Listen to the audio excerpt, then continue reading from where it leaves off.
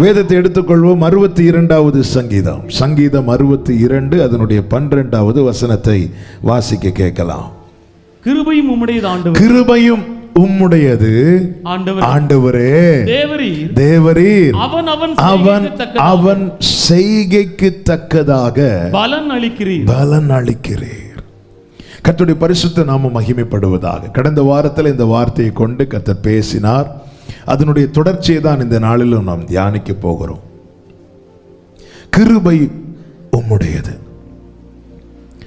கிருபை யாருடையதோ, கிருபையினால் பெற்றுக்கொண்ட எல்லாவற்றிற்குமான மகிமையையும் ஸ்தோத்திரத்தையும் அவருக்கு மாத்திரமே செலுத்த வேண்டும்.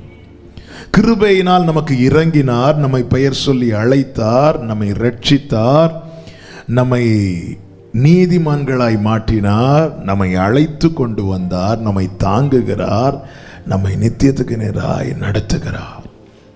இவைகள் எல்லாம் கிருபையினால் கர்த்தர் செய்கிறார். இது உங்களால் உண்டானது அல்ல, இது எந்த மனுஷனாலும் உண்டானது அல்ல. இது தேவனுடைய ஈவு. அவருடைய ஈவின் அளவுக்கு தக்கதாய் அவனுக்கு அவர் கிருபையை தருகிறார் என்று எபேசியரில் சொல்லப்பட்டிருக்கிறது. நம்முடைய தகுதிக்கு தக்கதாக அல்ல. தகுதிக்கு தக்கதாய் கிடைப்பதெல்லாம் கூலி. ஆனால் அவருடைய ஈவின் அளவுக்கு தக்கதாய், அவருடைய ஈவு என்பது பவுல் சொல்றார், அவருடைய ஈவு என்பது அது சொல்லி முடியாது. அதற்கு தக்கதாக கிருபையை தருகிறார். கிருபை உம்முடையது ஆண்டவரே என்று சொல்லி அங்க ஃபுல் ஸ்டாப் வைக்கல. அடுத்த வார்த்தை சொல்லப்பட்டிருக்கிறது, தேவரீர் அவன் செய்கைக்கு தக்கதாக பலன் அளிக்கிறீர். அப்படி என்றால் ஒரு காரியம் தெளிவாய் தெரிகிறது. கிருபையை பெற்றுக்கொண்டவனுடைய கிரியையை அவர் பார்க்கிறார். யார் யார் அவரிடத்திலிருந்து கிருபையை பெற்றுக்கொண்டார்களோ அவர்களுடைய கிரியைகளை கர்த்தர் பார்க்கிறார். நினிவே பட்டணத்தார் பெற்றுக்கொண்ட கிருபை என்ன தெரியுமா? 40 days, 40 நாட்கள் அழிக்கிறது. உருவாக்குறது ஒரு நாள்ல உருவாக்க ஆண்டவருக்கு முடியுதுன்னு அழிக்கிறதுக்கு எவ்வளவு நேரம் தான் வேணும்? கட்டுறது ஈஸியா, இடிக்கிறது ஈஸியா? இடிக்கிறது தான். ஆனால் இங்கே கர்த்தர் நினிவேக்கு 40 நாட்கள் கிருபை பாராட்டுகிறார். அதான் இன்னும் 40 நாளில் இந்த நினிவே பட்டணம் அந்த அழியுங்கிறார். கேட்கிறதுக்கு செய்தி கடினமா இருந்தாலும் அது கிருபையின் செய்தி. அந்த கிருபை தான் 40 நாட்கள்.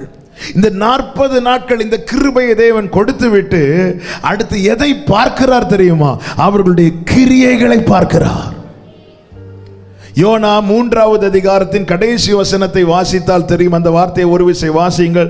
யோனா தீர்க்கதரிசன புஸ்தகம் 3வது அதிகாரம் கடைசி வசனம்.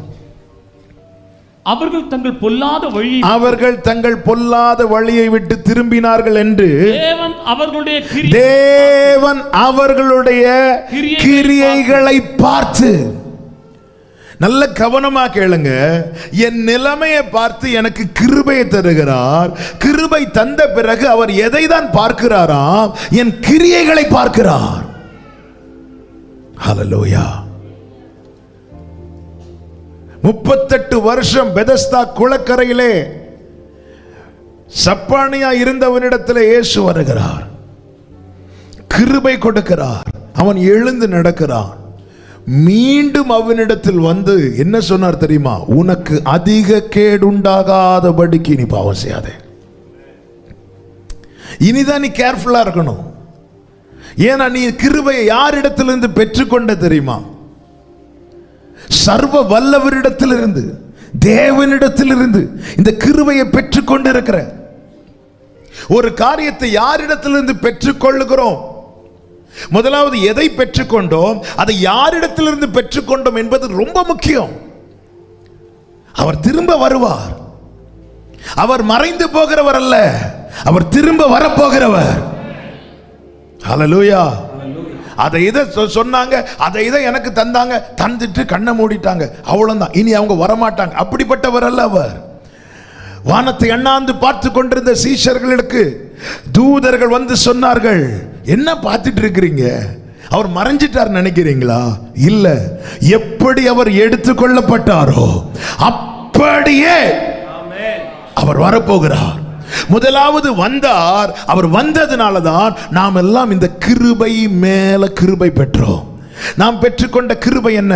நாம் அவருடைய நினைவுக்குள்ள வருகிறோம். நாம் அழைக்கப்பட்டோம். தூரமாய் இருந்த நாம் சமீபமாய் சேர்க்கப்பட்டோம். இன்னைக்கு நானும் நீங்களும் அனுபவிக்கிற தெய்வ பிரசன்னம் அனைத்துமே, நன்மை அனைத்துமே தேவனுடைய கண்களிலே நமக்கு கிடைக்கப்பட்ட கிருபையினால் மாத்திரமே பெற்றுக்கொண்டோம். கிருபையை பெற்றுக்கொண்ட நாம் இப்பொழுது எப்படிப்பட்டவர்களாய் இருக்கிறோம் என கர்த்தர் கவனிக்கிறார். கிருபை பெற்றுக்கொண்டவனுடைய கிரியை பார்க்கிறார். ஆண்டவராகிய இயேசு கிறிஸ்து நீ வரப்போகிறார்.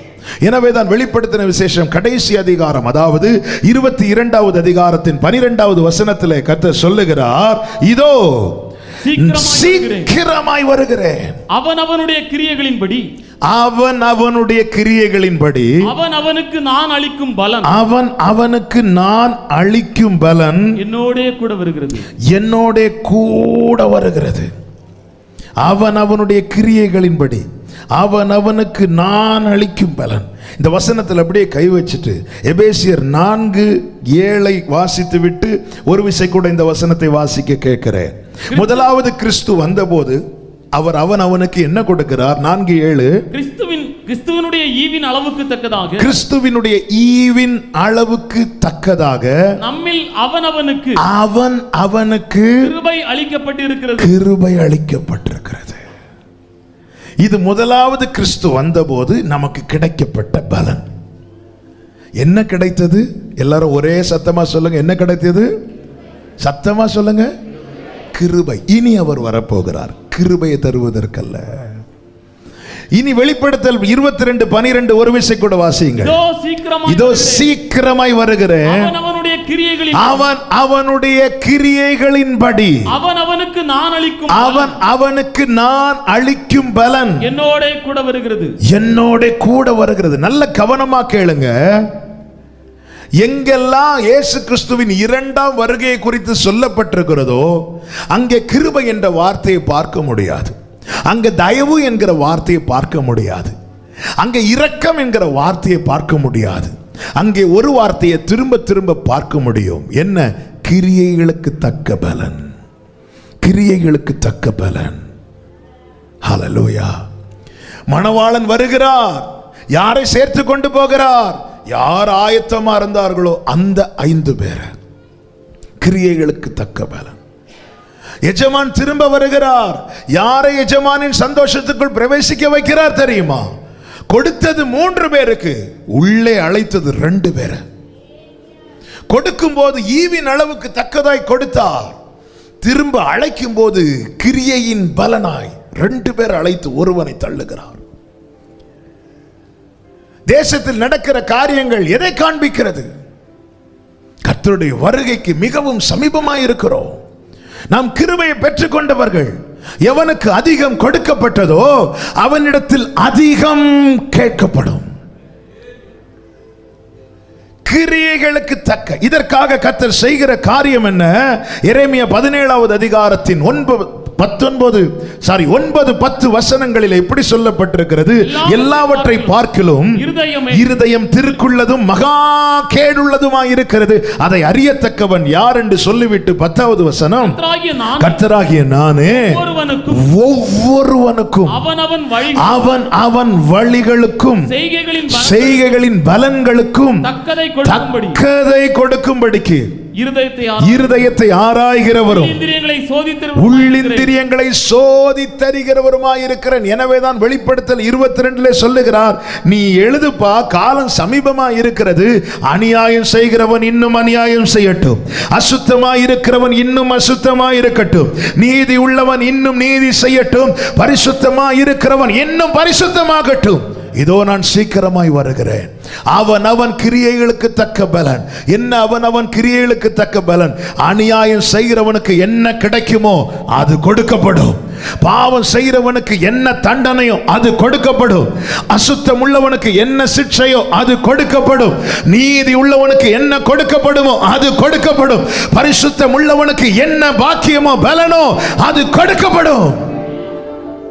அவர் எப்படி நியாயம் தீர்ப்பாராம்? இந்த பரிசுத்த வேதாகமத்தை வைத்துதான் நியாயம் தீர்ப்பாராம். ஹல்லேலூயா. புஸ்தகங்கள் திறக்கப்பட கண்டேன் என்று யோவான் சொல்லும்போது நமக்கு தெரிந்த புஸ்தகம் ஒன்று ஞாபக புஸ்தகம், இன்னொன்று ஜீவ புஸ்தகம், இன்னொரு புஸ்தகம் உண்டு. ஆண்டவராகிய இயேசு கிறிஸ்து சொன்னார், நான் சொல்லிய வசனங்களே நியாயம் தீர்க்கும். அப்போ அநியாயம் செய்கிறவன் என்ன அநியாயம் செய்யட்டுன்னு அதன் அர்த்தம் என்ன? நீ அநியாயம் செய்கிற உனக்கு எவ்வளோ வார்னிங் கொடுக்கப்பட்டது. 2வது அதிகாரம் 3வது அதிகாரம் பார்த்தீங்கன்னா சபைகளை எச்சரிக்கிறார். ஆவியானவர் சபைகளுக்கு சொல்லுகிறது இத்தனை வார்னிங் கொடுக்கப்பட்ட பிறகும் ஒருவன் அநியாயம் செய்யும் போது இனி செய்யட்டும்பா. அநியாயம் செய்கிறவனுக்கு என்ன கூலி கொடுக்கப்படுமோ அதை கொடுக்க நான் வருகிறேன். அசுத்தம் உள்ளவனுக்கு என்ன சிக்ஷை கொடுக்கப்படுமோ, வேதத்தில் என்ன சொல்லப்பட்டிருக்கிறது அதை கொடுக்க நான் வருகிறேன். நீதி உள்ளவனுக்கு என்ன பலன் கொடுக்கப்படுமோ அதை கொடுக்க நான் வருகிறேன். பரிசுத்தம் உள்ளவனுக்கு என்ன கொடுக்கப்படுமோ அதை கொடுக்க இதோ நான் வருகிறேன் என்று கர்த்தர் சொல்லுகிறார். அப்ப கிருபையை பெற்றுக்கொண்டவர்கள் கிரியைகள்ல ரொம்ப கவனமா இருக்கணும், ரொம்ப ஜாக்கிரதையா இருக்கணும். அறியாமை உள்ள காலங்களில் தேவன் காணாதவர் போல இருந்தார். என்ன அறியாமை உள்ள காலங்களில் காணாதவர் போல இருந்தார்? ஒருவன் ரட்சிக்கப்படும் போது, ஒருவன் கிறிஸ்துவை ஏற்றுக்கொள்ளும் போது அவன் புது சிருஷ்டியாகிறான். அப்பொழுது அவர் என்ன செய்கிறார்? பழையன எல்லாவற்றையும். நான் ஆண்டவரை ஏற்றுக்கொள்ளும் போது எனக்கு கிடைக்கப்பெறுகிற பாக்கியம் என்ன தெரியுமா? நான் முன் செய்து வந்த பாவங்கள் எல்லாம் எனக்கு மன்னிக்கப்படுகிறது. ரட்சிக்கப்படும் போது இனி செய்கிற பாவங்கள் என்றல்ல, முன் செய்து வந்த, அப்படிதான் 2 பேதுருவிலே சொல்லப்பட்டிருக்கிறது. 2 பேதுரு 1வது அதிகாரம், ஆமென், 9வது வசனம். 2 பேதுரு 1:9. இவைகள் இல்லாதவன் எவனோ அவன் முன் செய்த பாவங்கள் அற தான் சுத்திகரிக்கப்பட்டதை மறந்து. ஓகே, நான் அந்த வார்த்தைக்காக தான் இதை எடுத்தேன். அப்ப ஒருவன் கிறிஸ்துவுக்குள் ஆகும்போது அவன் இனி செய்ய போகிற பாவம் மன்னிக்கப்படும் என்கிற ஒரு துருபதேசம் பரவிக்கொண்டிருக்கிறது. அப்படி அல்ல. நான் கிறிஸ்துவுக்குள் ஆகும்போது என்னுடைய பழையன ஒளிந்தன. அப்போ எப்பொழுது முதல் இனி கணக்கிடப்படுகிறது என்றால் இனி முதல். இதுதான் எனக்கு ஒரு புதிய துவக்கம். இஸ்ரவேலர்கள் எகிப்திலே தேவனை அறியாதவர்களாகவே வாழ்ந்துட்டாங்க. அவங்க வேதனை பார்த்து கர்த்தர் ரட்சித்தார். ஆண்டவர் அதை எண்ணவில்லை. ஆனால் கிருபைக்குள் அவர்கள் பிரவேசித்த பிறகு ஒரு கட்டத்தில் மோசேயை பார்த்து சொல்லுகிறார், இதோடு கூட 10 முறை என்னை பரீட்சை பார்த்த ஒருவனும் கானானுக்குள்ள வர முடியாது என்றார். இதோடு கூட 10 முறை என்னை சோதித்த ஒருவனுக்கும் கானானில் இடம் கிடையாது. என்ன வார்த்தை பாருங்க. அந்த வசனம் எல்லாம் படிக்கும் போது கை ஆடும். 1 கொரிந்தியர் 10 சொல்லப்பட்டிருக்கிறது, கடைசி காலத்திலே, முடிவு காலத்திலே வாழ்கிற நமக்கு எச்சரிப்பு உண்டாக இவைகள் எல்லாம் எழுதப்பட்டிருக்கிறது. கிருபையை பெற்றுக்கொண்டவன் எத்தனை முறை சோதித்தான் என்பதை கர்த்தர் எண்ணி வைத்திருக்கிறார். மோசேட்ட சொல்ற 1-2 முறை சிவந்த சமுத்திரத்துக்கு முன்னாடி சோதித்தாங்க, நான் பொறுத்து கொண்டேன். ஒவ்வொரு முறை என்னை பரீட்சை பார்த்து கொண்டிருந்தார்கள். இதோடு கூட 10 முறை என்னை பரீட்சை பார்த்த ஒருவனும் கானானுக்குள்ள வரவிட மாட்டேன்டார். கிரியைகளுக்கு தக்க பலனை கொடுக்க இயேசு சீக்கிரம் வருகிறார். இன்று இந்த சத்தத்தை எதற்கு தொனிக்க பண்ணுகிறார் தெரியுமா? கிருபையை உணர்ந்து அறிந்து உன் காரியங்களை சீர்படுத்து. கர்த்தர் சீக்கிரம் வரப்போகிறார். நாம் செய்ய வேண்டிய காரியங்கள் என்ன? ஒரு 5 காரியங்களை வேகமாக சொல்லி நான் ஜெபிக்க விரும்புகிறேன். நல்ல கவனமாய் கேளுங்கள். முதலாவது 107வது சங்கீதத்தின் 43வது வசனம். 107வது சங்கீதம் 43வது வசனம். எவன் ஞானம் உள்ளவனோ அவன் இவைகளை கவனிக்க கடவன். ஞானவான்கள் கர்த்தருடைய கிருபைகளை உணர்ந்து கொள்வார்கள். முதல்ல நாம செய்கிற காரியம் என்ன அப்படின்னா, கிருபைகளை உணர்ந்து கொள்ளணும். ஆமென், ஹல்லேலூயா. கிருபையை அனுபவிக்கிறவர்களாய் மாத்திரமல்ல, உணர்ந்து கொள்ளணும். கிருபையை உணர்ந்து கொள்ளுகிறவர்கள் ஞானவான்கள். ஞானவான்கள் என்ன செய்வாங்கன்னா கவனிப்பாங்க. எவன் ஞானம் உள்ளவனோ, அந்த வார்த்தை திரும்ப வாசிங்க. எவன் ஞானம் உள்ளவனோ அவன் இவைகளை கவனிக்க கடவன். இந்த 107வது சங்கீதத்தில் 3 பிரதானமான காரியம் சொல்லப்பட்டிருக்கிறது. அதோடு கூட தான் மற்ற எல்லா வசனங்களும் எழுதப்பட்டிருக்கிறது. என்ன 3 பிரதானமான காரியம்? முதல் காரியம், அதனுடைய 1-2 வசனங்களை வாசியுங்கள். கர்த்தரை துதியுங்கள், அவர் நல்லவர், அவர் கிருபை என்றும் உள்ளது. கர்த்தரால் கைக்கு நீங்களாக்கி மீட்க. முதல் காரியம் மீட்பு. இந்த மீட்பு யாரால் கிடைக்கிறது? சத்தமா சொல்லுங்க. சின்ன பிள்ளைங்களா சத்தமா சொல்லுங்க. கர்த்தரால். எவன் ஞானம் உள்ளவனோ அவன் இவைகளை கவனிக்க கடவன். மீட்பு நான் பாஸ்டர் ஃபேமிலியில பிறந்ததுனாலயோ, அல்லது நான் ஒரு பெண்டிகாஸ் சர்ச்சில் வந்து சேர்ந்ததுனாலயோ, அல்லது நான் ஒரு நல்ல விசுவாசிகளுக்கு மகளாய் பிறந்ததுனாலயோ கிடைக்க பெற்றது அல்ல. மீட்பு கர்த்தரால் கொடுக்கப்படுகிறது. ஞானம் உள்ளவன் இவைகளை கவனிப்பான். மீட்பு கர்த்தரால் கிடைக்கப்பட்டது.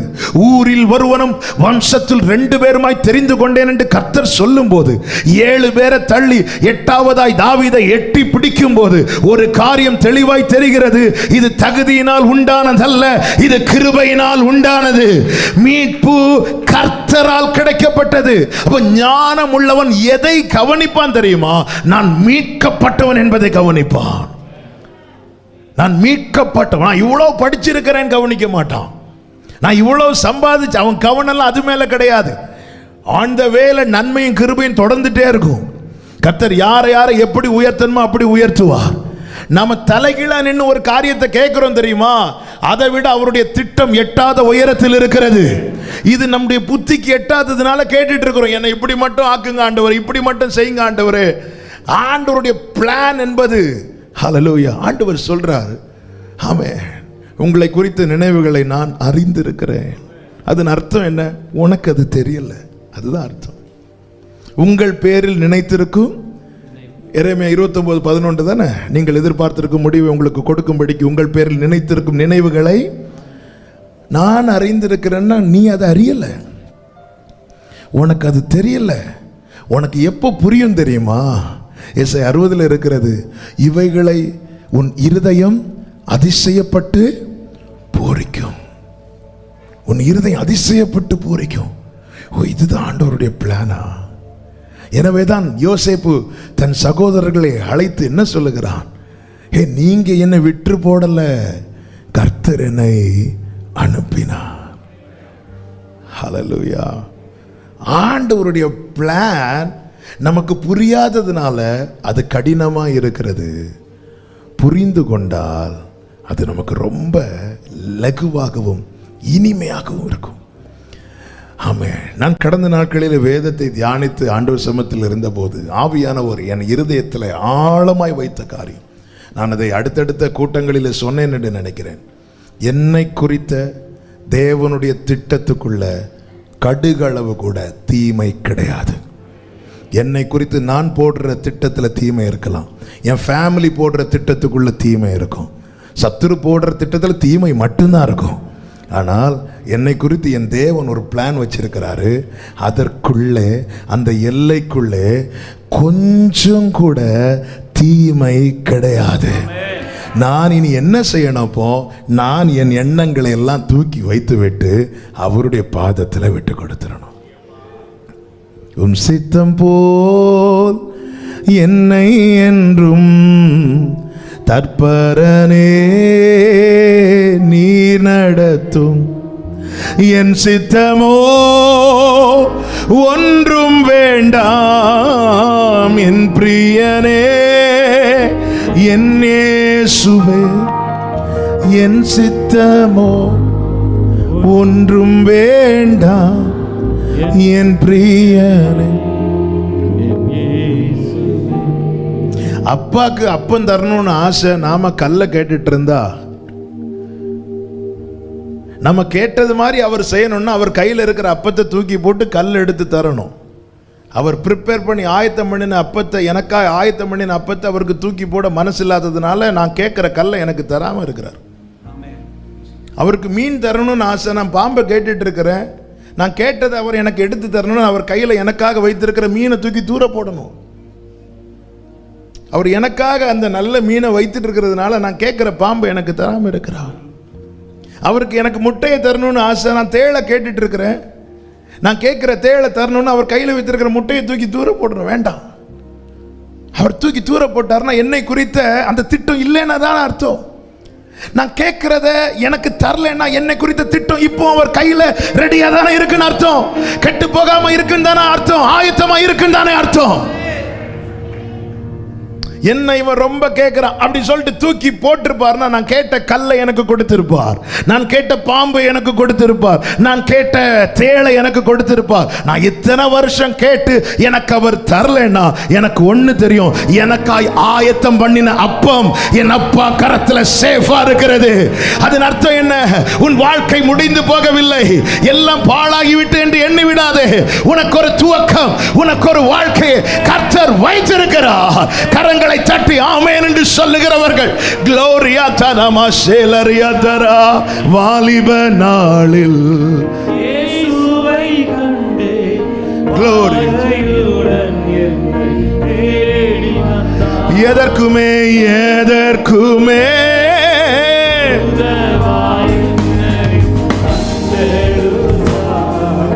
ஜீசஸ்.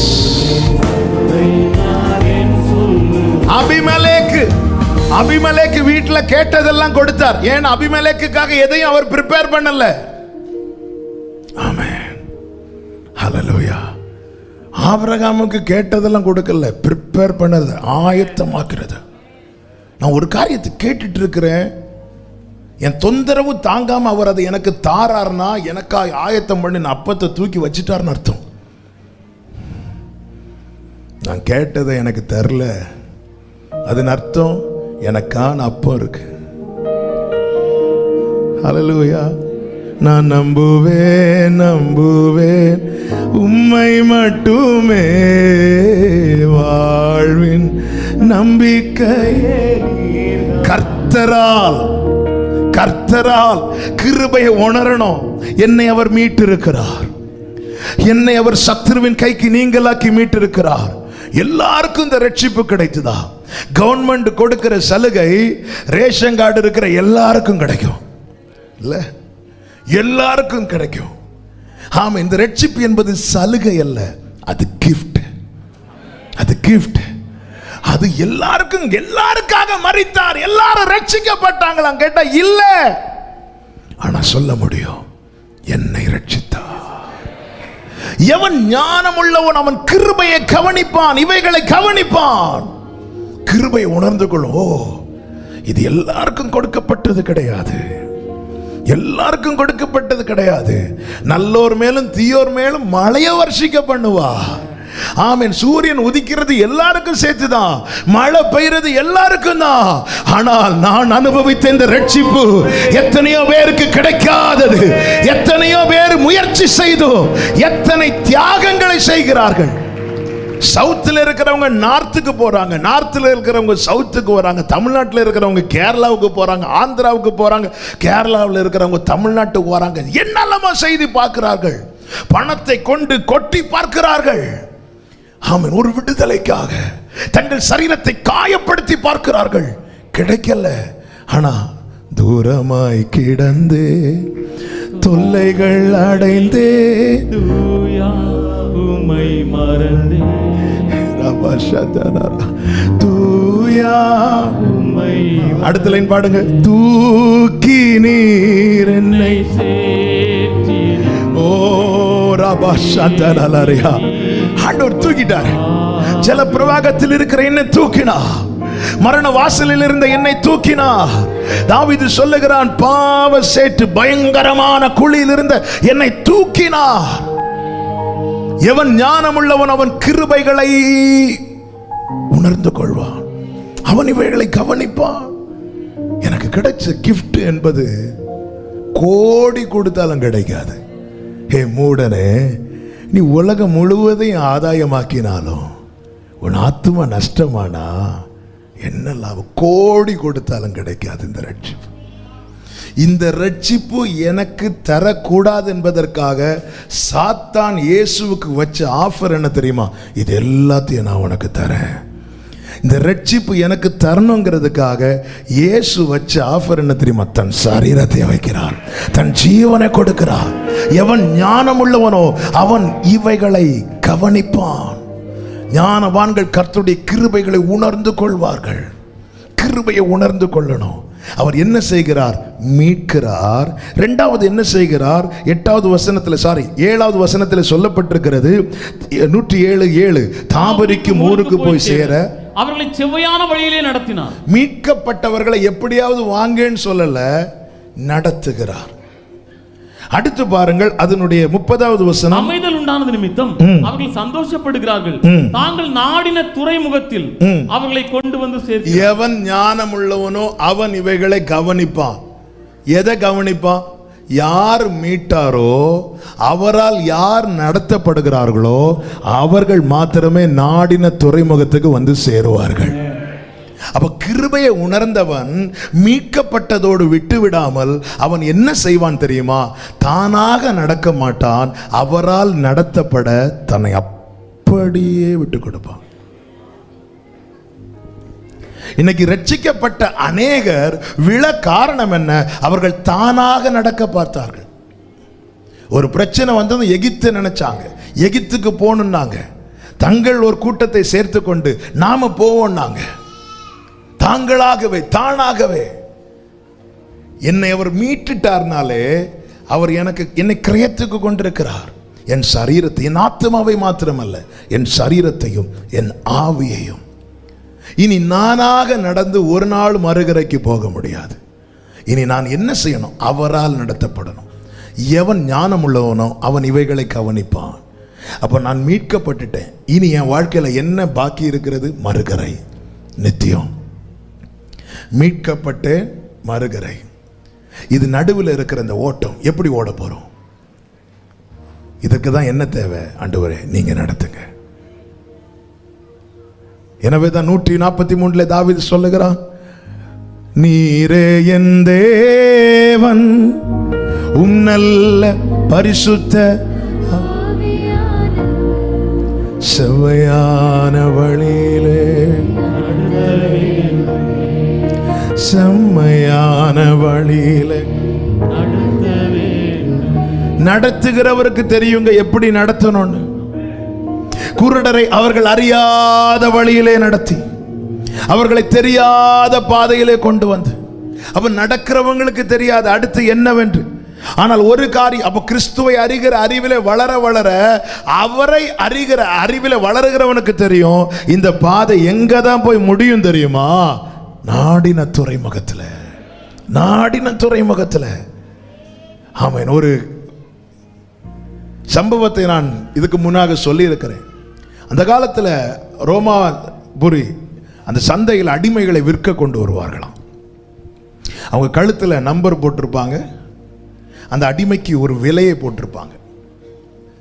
சந்தையில் கொண்டு வந்து நிறுத்தும் போது ஏலத்தில் எடுப்பாங்க. கொஞ்சம் அழகாக இருக்கிறவங்களுக்கெல்லாம் நல்ல டிமாண்ட். அப்படி ஒரு வாலிப பெண் அடிமையாக கொண்டு வந்து நிறுத்தப்படுகிறாள். அவளுக்கு விலை வைக்கப்படுகிறது. எல்லாரும் அவள் அழகாக இருக்கிறாள், சௌந்தரியம் உள்ளவள். அவளுக்கென்று ஒரு விலையை வைத்து அவளை வாங்கி கொண்டு அடிமையாக பயன்படுத்துறதுக்காக சிலர் சில விலைகளை வைக்கிறார்கள். அப்பொழுது அந்த இடத்துல ஒரு பெரிய மனிதர் ஒருத்தர் வாரார். வந்துவிட்டு அவர் ஒரு விலையை வைத்தார். அந்த விலையை அதுக்கு மேலே யாருக்குமே இன்னொரு விலையை வைக்க முடியல. எனவே அவளை கொண்டு வந்தவன் அவருக்கு அந்த விலைக்கு விட்டு விட்டான். இவ போறா திரும்பி அவருக்கு பின்னாடி. என்ன நினச்சிட்டு போனா, நேற்று வரை இவனுக்கு அடிமையாக இருந்தேன், இன்னையிலிருந்து இந்த மனுஷனுக்கு நான் அடிமையாக இருக்க போகிறேன், அவ்வளோதான். என் வாழ்க்கை இதுதான். ஓனர் மாறினாங்களே தவிர வாழ்க்கை மாறலை. சிலர் இடத்தை மாற்றுவாங்க, சிலர் மதத்தை மாற்றுவாங்க, சிலர் சபையே மாற்றுவாங்க, ஆனால் வாழ்க்கை மாறலை. நேர சந்தைக்கு வெளியே போயாச்சு. இவர் அவளை வெளியே கொண்டு வந்துட்டு அவளை பார்த்து சிரிச்சிட்டு அந்த கட்டுகள் எல்லாம் அவிழ்த்தார். அவளுக்கு ஒன்றுமே புரியல. அவிழ்த்துட்டு சொன்னார், ஏமா நான் உன்னை விலை கொடுத்து வாங்கினது நீ சுதந்திரமாக இருக்கணும், நீ கட்டப்பட்டிருக்க கூடாது என்பதற்காக. அப்படி சொல்லிட்டு எல்லா கட்டுகளை அவிழ்த்துட்டு அவர் திரும்பி நடக்கும்போது அவள் ஓடி வந்து அவருடைய பாதத்தில் விழுந்துட்டு சொன்ன வார்த்தை, நான் இனி என் வாழ்க்கை ஃபுல்லாக சுதந்திரமாக இருக்கணும்னா ஒரே ஒரு ஆப்ஷன் தான் இருக்கு. என்ன ஆப்ஷன்? உங்களுக்கு கடைசி ஒரு அடிமையாக இருக்கிறது மட்டும்தான் ஆப்ஷன். வேற நான் எங்கே போனாலும் திரும்பியும் இதே கட்டப்பட்ட நிலையில் சந்தையில் கொண்டு வந்து நான் நிறுத்தப்படுவேன். ஆனால் கடைசி வரை இனி நான் சுதந்திரவாளியாக இருக்கணும்னா, நான் நல்லா இருக்கணும்னா, என் மேலே இவ்வளவு பாசம் வச்சு எனக்கு ஒரு விலை கொடுத்து என்னை வாங்கினீங்களே, உங்கள் கூட இருக்கிறது கடைசி வரை நான் உங்களுக்கு அடிமையாகவே இருந்துட்டு போகிறேன். கிருபையை உணர்ந்தவன் என்ன செய்வான்? ஆண்டவரே, என்னை நீங்கள் மீட்டு கொண்டுட்டீங்கல்ல, இனி மறுகரையில் என்னை கொண்டு சேர்க்கிறது வரைக்கும் என்னை நீங்கள் நடத்துங்க, என்னை நீங்கள் நடத்துங்க. நீ நடந்து வானா நான் காணாம போயிடுவேன். இதுதான் கடைசி வரை கிருபையை சார்ந்திருக்கிறவன். நாங்கெல்லாம் ரட்சிக்கப்பட்டு எத்தனை வருஷம் ஆச்சு தெரியுமா? அப்படி சொல்றதுனால 5 காசுக்கு பிரயோஜனம் இல்ல. சரியா நடக்கிறோமா? நாங்கெல்லாம் எத்தனை 4 தலைமுறை கிறிஸ்தவர்கள் தெரியுமா? ஒரு பிரயோஜனம் கிடையாது. எப்படி நடக்கிறோம்? அவரால் நடத்தப்படுகிறோமா, தானாக நடக்கிறோமா? யூதா நிருபத்தில் சொல்லப்பட்டிருக்கிறது, அநேகர் தங்களை தாங்களே மேய்த்துக் கொள்ளுகிறார்களாம். எங்களுக்கு எல்லாம் தெரியும், நாங்க கேட்காத வசனமா, நாங்க கேட்காத பிரசங்கமா. இன்னைக்கு கர்த்தருடைய வார்த்தையை கேட்கிறவர்கள் ஒரு கூட்டம் இருக்க, இன்னொரு கூட்டத்தார் பிரசங்கம் கேட்க விரும்புறாங்க. இன்னைக்கு என்ன பிரசங்கம்? அனுதினம் மன்னாவை யார் விரும்பி புசித்தார்களோ அவர்கள் மாத்திரமே கானானின் எல்லையிலே கால் வைத்தார்கள். இந்த மன்னா எங்கள் மனதுக்கு வெறுப்பா இருக்கிறது என்று சொன்னவர்கள் பாதியிலே அழிந்தார்கள். எவன் ஞானம் உள்ளவனோ அவன் கிருபைகளை உணர்வான். என்ன கிருபை? யார் மீட்டு கொண்டாரோ அவரால் நடத்தப்பட்டால் மட்டும்தான் நித்தியம், இல்லைன்னா கிடையாது. மீட்டவரால் நடத்தப்பட்டால் மட்டும்தான் நித்தியம். இதுதான் புதிய ஏற்பாட்டில் ஆண்டவராக இயேசு கிறிஸ்து மாம்சமாகி வெளிப்பட்டு தம்முடைய இரத்தத்தால் நம்மை மீட்டு கொண்டார். மீட்கப்பட்ட கூட்டத்தை நடத்தும்படிக்கு அவர் அன்று பழைய ஏற்பாட்டிலே மேகத்துக்கு கீழே கொண்டு வந்தது போல ரட்சிக்கப்படுகிறவர்களை அனுதினமும் சபையிலே கொண்டு வந்து சேர்க்கிறார். சேர்க்கப்பட்டவர்களை வழிநடத்த பரிசுத்த ஆவியானவர் அனுப்பப்பட்டார். கிறிஸ்து வெளிப்பட்டார் மாம்சமாகி. ஆவியானவர் மாம்சமாய் வெளிப்படவில்லை, அவருக்கு ரூபம் இல்லை. அதனால் அவர் என்ன செய்கிறார்? என்னையும் உங்களையும் தம்முடைய ஆலயமாக தெரிந்தெடுக்கிறார். ஆமென். கிறிஸ்து மாம்சமாய் வெளிப்பட்டு அவர் பார்த்தார், அவர் பேசினார், அவர் செயல்பட்டது போல ஆவியானவர் நம்மை தெரிந்தெடுத்து நம் மூலமாய் அவர் பார்க்க விரும்புகிறதை பார்க்க, நம் மூலமாய் அவர் என்ன அதான் சீஷர்களை பார்த்து சொன்னார், பேசுகிறது நீங்கள் அல்ல, உங்களுக்குள் இருக்கிற ஆவியானவரே பேசுறார். அப்ப கிருபையை உணர்ந்தவன் கம்ப்ளீட்டா அவரிடத்துல தன்னை சரண்டர் பண்ணிடுவான். அப்படி நான் என்னை முழுமையா சரண்டர் பண்ணிட்டேன்னா நான் என் இச்சையின்படி ஒரு நாளும் பார்க்க மாட்டேன். எனக்குள்ள இருக்கிற ஆவியானவர் விரும்புகிறபடி பார்ப்பேன். என் வாயிலிருந்து புறப்படுகிற வார்த்தை என் சுய சித்தத்தின்படியா இருக்காது. எனக்குள்ள இருக்கிற ஆவியானவர் என்ன பேச விரும்புகிறாரோ அதை தான் யோவான் ஸ்நானன் தன் தாயின் வயிற்றில் இருக்கும் போதே பரிசுத்த ஆவியினால் நிரப்பப்பட்ட யோவான் ஸ்நானனை பார்த்து கேட்டாங்க, நீர் தான் மேசியாவா என்று. அவன் என்ன சொன்னான் தெரியுமா? நான் அவருடைய சத்தமா இருக்கிறேன்.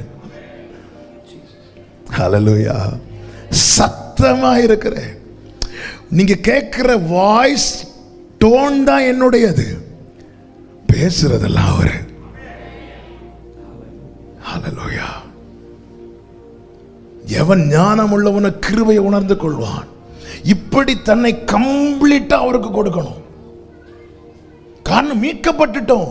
இனி நம்முடைய அடுத்த லக்கு என்ன? லக்கு ஒன்றுதான். ஒன்றை நான் கேட்டேன், அதே நாடுவேன். என்ன தாவீது கேட்ட? சவுலுக்கு சிங்காசனமா, சவுலின் கிரீடமா? என்ன கேட்ட? எனக்கு மகிமை பார்க்கணும். மோசே, என் கண்களில் உனக்கு கிருபை கிடைத்தது என்று கர்த்தர் சொன்னதோ, ஆமென். இதே மோசே தன்னுடைய 80வது வயதில் கர்த்தர் தேடி வந்தாரு. அப்போ மோசே, ஆண்டவரே, நீர் என்னிடத்தில் பேசினதுக்கு முன்பாகிலும் பேசினதுக்கு பின்பாகிலும் நான் வாக்கில் வல்லவன் அல்ல. மோசே என்ன எதிர்பார்த்து இருக்கிறார்? அப்போனா என் நாக்கை தொட்டு என்னை சரியா பேச வைங்க. இப்பொழுது பல வருடங்கள் கழித்து சீனாய் மலையிலே கர்த்தர் எழுந்தருளி மோசையை பார்த்து சொல்ல, என் கண்களில் உனக்கு கிருபை கிடைத்தது. மோசே எவ்வளவு காரியங்களை வச்சிருக்கலாம் தெரியுமா? எனக்கு இந்த பலவீனத்தை மாற்றுங்க, ஒருத்தர் என்னை மதிக்க மாட்டேங்கிறாங்க, ஒரு பயத்தை கொடுங்க. எதுவுமே கேட்கல. ஒன்னே ஒண்ணுதான், உங்க மகிமையை பார்க்கணும், உங்க மகிமையை பார்க்கணும். காரணம், கிருபையை உணர்ந்தவனுக்கு தான் தெரியும், அவருடைய கிருபை இல்லாம மறுகரையில் போய் சேர முடியாது. கிருபையை உணரணும்.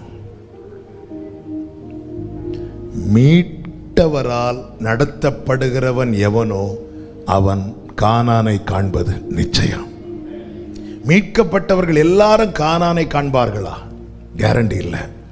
ஆனால் மீட்டவரால் நடத்தப்படுகிறவர்கள். காலேபை குறித்து என்ன சொன்னார் தெரியுமா? அவன் உத்தமமா என்னை பின்பற்றினான். அதன் அர்த்தம் என்ன? கூடவே இருக்கிறான். அவனுக்கு தெரியும், அவரை ஃபாலோ பண்ணா கானான்ல கால வைக்க விடுவார். நாம நடக்கிறோமா?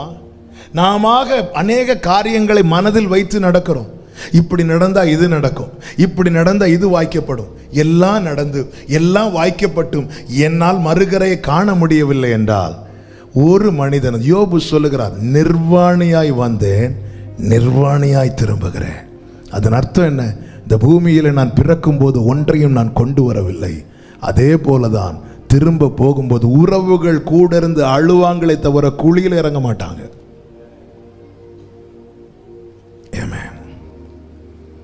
உறவுகள் மேக்சிமம் என்ன செய்வாங்க? கூட இருந்து அழுவாங்க, சுற்றி இருந்து அழுவாங்க. ஆமென். குழியில் இறங்க மாட்டாங்க, குழியில் இறக்குவாங்க. எவ்வளவு ஆழமா தோண்ட முடியுமோ, அதுவும் பெட்டிக்குள்ள வச்சு லாக்கெல்லாம் போட்டு சிலர் ஆணியெல்லாம் அடிச்சிடுவாங்க. ஒருவேளை இல்லை, அதுக்கு மேல மண்ணெல்லாம் போட்டு மூடினா வந்துடுவாங்க. அதனால கீழே இருந்தே கல்லு கட்டி. இவ்வளவுதாங்க, இவ்வளவுதான். நம்ம கண்ணை மூடும்போது நமக்கு ஒரு நிச்சயம் இருக்கணும், அவரை பார்க்குற டைம் ஆயிட்டு. இந்த நிச்சயம், இந்த நிச்சயம் இல்லைன்னா மரணம் நமக்கு வலியா இருக்கும். மரணத்தை போல பயம் இருக்காது வேற, அவ்வளோ பயமா இருக்கும். என் தகப்பனாருடைய மரணத்தை பக்கத்திலிருந்து பார்த்ததுனால சொல்றேன். அவ்வளோ கூலா, நான் தர்றேன் ஆண்டவரே, வர்றேன் ஆண்டவரே, அவ்வளோதான், முடிஞ்சு. ஏன்னா அந்த ஞானம் உள்ளவன் கிருபையை உணர்வான். எனக்கு நிறைய பாதையில் இப்படி நடந்தா நல்லா இருக்கும், அப்படி நடந்தா நல்லா இருக்கும்னு தோணும். ஆனால் அப்படி நடந்தா இன்னைக்கு நான் எதிர்பார்க்கிற சில காரியங்கள் வாய்க்கப்படலாம். ஆனால் நான் எதற்காய் மீட்கப்பட்டேன்? அந்த நாடின துறைமுகத்தில் போய் சேரல்லவா? அதை நான் இழந்து இங்கே எல்லாம் சம்பாதித்து என்ன பிரயோஜனம்? இங்க நல்ல பேரை சம்பாதிச்சிட்டேன், இங்க 10 இடத்துல நான் இடத்தை வாங்கிட்டேன், இங்க எல்லாத்தையும் எல்லா சொசைட்டில எனக்கு நல்ல பேரு, நான் போனாலே எழும்பி நின்று சல்யூட் பண்ணுவாங்க, எல்லாத்தையும் நான் சம்பாதிச்சு வச்சுட்டு அங்க நான் போகும்போது அக்கிரம செய்கைக்காரனே என்னை விட்டு அகன்று போ, நான் உன்னை அறியேன் என்று சொல்வாரானால் இவ்வளவு சம்பாதித்து வச்சேனே என்ன பிரயோஜனம்? என்னதான் சம்பாதிச்சு வச்சாலும் உயிர் பிரிந்தால் அழுவார்கள். அழுதவர்கள் 2 நாள் கழிச்சு அதே வீட்டில் கூடியிருந்து சாப்பிடுவார்கள். இதுதான் எல்லா இடத்துலையும் நடந்துச்சு. எல்லா இடத்துலையும் இதுதான் நடக்கும். இங்கேயும் அப்படிதான், எல்லா இடத்துலையும் அப்படிதான். நம்ம அதுக்கு ஒவ்வொரு பேர், ஸ்தோத்திர கூட்டம், நன்றி கூட்டம் வச்சுட்டு அன்னைக்கு யாராவது அழுவாங்களா? இல்லை. இவ்வளோதாங்க. எதை கொண்டு போக போகிறோம்? எதை எங்கே எடுத்துக்கொண்டு போக போகிறோம்? எவன் நான் நல்லா புரிஞ்சுக்கோங்க, என்னை மீட்டுட்டார், இது கிருபை. இனி என்னுடைய என்ன எதிர்பார்ப்பு தெரியும்? ஆண்டவரே அப்படியே என்ன கடைசி வரை கொண்டு போயிருங்க ஆண்டவரே. கடந்த நாட்களில் இந்த வேதத்தை தியானித்து அப்பா சமூகத்தில் இருக்கும்போது என் இருதயத்திலிருந்து சில ஜபங்கள் எழும்பி கொண்டிருந்தது. அதில் ஒரு ஜபம் என்ன தெரியுமா? விட்டுறாதீங்கப்பா, விட்டுறாதீங்கப்பா, விட்டுறாதீங்க. நீங்க விட்டுட்டீங்கனாலே, நீங்க விட்டுட்டு திரும்பி அங்க எங்கேயோ பார்த்துட்டு இங்க பார்த்தா என்ன காணாத ஆண்டவரே. நீர் என்னை மீட்டு, கர்த்தரால் எனக்கு கிடைத்த மீட்பு, கர்த்தரால் நான் நடத்தப்படுகிறேன் ஆண்டவரே. நான் ஒன்னே ஒன்று கேட்கிறேன், இந்த பூமியில எனக்கு நிறைய காரியங்கள் சந்திக்கப்பட வேண்டி இருக்கிறது. ஆனா நான் நினைக்கிறத விட நீங்க சூப்பரா நினைச்சு வச்சிருக்கிறீங்க ஆண்டவரே. கடைசி வர அந்த நாடின துறைமுகத்துல நான் வந்து நிக்கணும் ஆண்டவரே. ஹalleluya, ஹalleluya. கிருபையை உணர்ந்தவன், ஆமென், ஹalleluya. வார்த்தையினால கட்டப்பட்ட பேழை என்று கன்வென்ஷன் கூட்டத்தில் இந்த வார்த்தை ஆண்டவர் சொல்ல வச்சார். பேழை எப்படி கட்டப்பட்டது? இந்த மரத்தினால் அந்த மரத்தினால் இல்ல இல்ல, கம்ப்ளீட்டா வார்த்தையினால. கர்த்தர் சொன்னபடியே வார்த்தையினால கட்டப்பட்ட பேழைக்குள்ள நோவா, நோவாவின் மனைவி, நோவாவின் பிள்ளைகள், நோவாவின் மருமக்கள். அப்பா இது வேணும், இது வேணும். இந்த வார்த்தை என்னும் பேழைக்குள்ள நான் இருக்கணும், என் குடும்பம் இருக்கணும், என் பிள்ளைங்க இருக்கணும். இதுக்கு வெளியே இருந்த அத்தனை பேர் அவுட்டு, இதுக்கு உள்ள இருந்த அத்தனை பேர் காக்கப்பட்டார்கள். இந்த கிருபை என்னும் பேழைக்குள்ள இருக்கணும். எவன் ஞானவானோ அவன் கிருபையை உணர்ந்து கொள்வான், அவன் இவைகளை கவனிப்பான். என் பிள்ளை இப்படி இருக்கணும், என் பிள்ளை அப்படி இருக்கணும், அதெல்லாம் அவர் வைப்பாருங்க. அவன் என்னிடத்தில் வாஞ்சையா இருக்கிறபடியால் நான் அவனை உயர்ந்த இடத்துல வைப்பேன். தாவீது உயர்த்தப்பட்டது தாவீதின் தகப்பனால் அல்ல, யோசேப்பு உயர்த்தப்பட்டது யோசேப்பின் தகப்பனால் அல்ல, அவர்களோடு. எனவே தான் யாக்கோபு சொல்றாரு, நீ இப்படி இருக்கிறது என்னால் அல்லப்பா, உன் தகப்பனுடைய தேவனால். இவர்களுடைய போக்கஸ் எல்லாம் எதுவா இருந்தது தெரியுமா? யோசேப்புடைய போக்கஸ் காணான். எனவே தான் நீங்க எல்லாம் போகும்போது என் எலும்பு எடுத்துட்டு போயிருங்கப்பா. தாவீதுடைய போக்கஸ் என்ன? நான் விழிக்கும் போது உமது சாயலால். இவங்க எல்லாம் அதை நோக்கி பயணித்தவர்கள், கிருபையை உணர்ந்தவர்கள். கிருபையை உணரணும். நேரம் அதிகம் போகிறதுனால நான் வேகமாய் சொல்லி முடிகிறேன். இரண்டாவது பாருங்கள், 106:7. கிருபையின் திரட்சியை மறக்க கூடாது. 106வது சங்கீதம் 7வது வசனத்தை வாசியுங்கள் வேகமாக. பிதாக்கள் எகிப்திலே உம்முடைய அதிசயங்களை உணராமலும் கிருபைகளின் திரட்சியை நினையாமலும் போய் சிவந்த சமுத்திரத்தின் ஓரத்திலே கிருபையின் திரட்சி, மல்டிட்யூட் ஆஃப் மர்சிஸ், அதாவது கிருபை பெருகினது. இதை மறந்துடக்கூடாதான். பாவம் பெருகின இடத்துல கிருபை பெருகினதுனால பாவத்துக்கு தக்க தண்டனை நமக்கு கிடையாமல் நாம் தப்புவிக்கப்பட்டோம். இதை மறந்துடக்கூடாது. எது ஓங்கி இருக்கிறதோ அதுதான் ஜெயிக்கும்.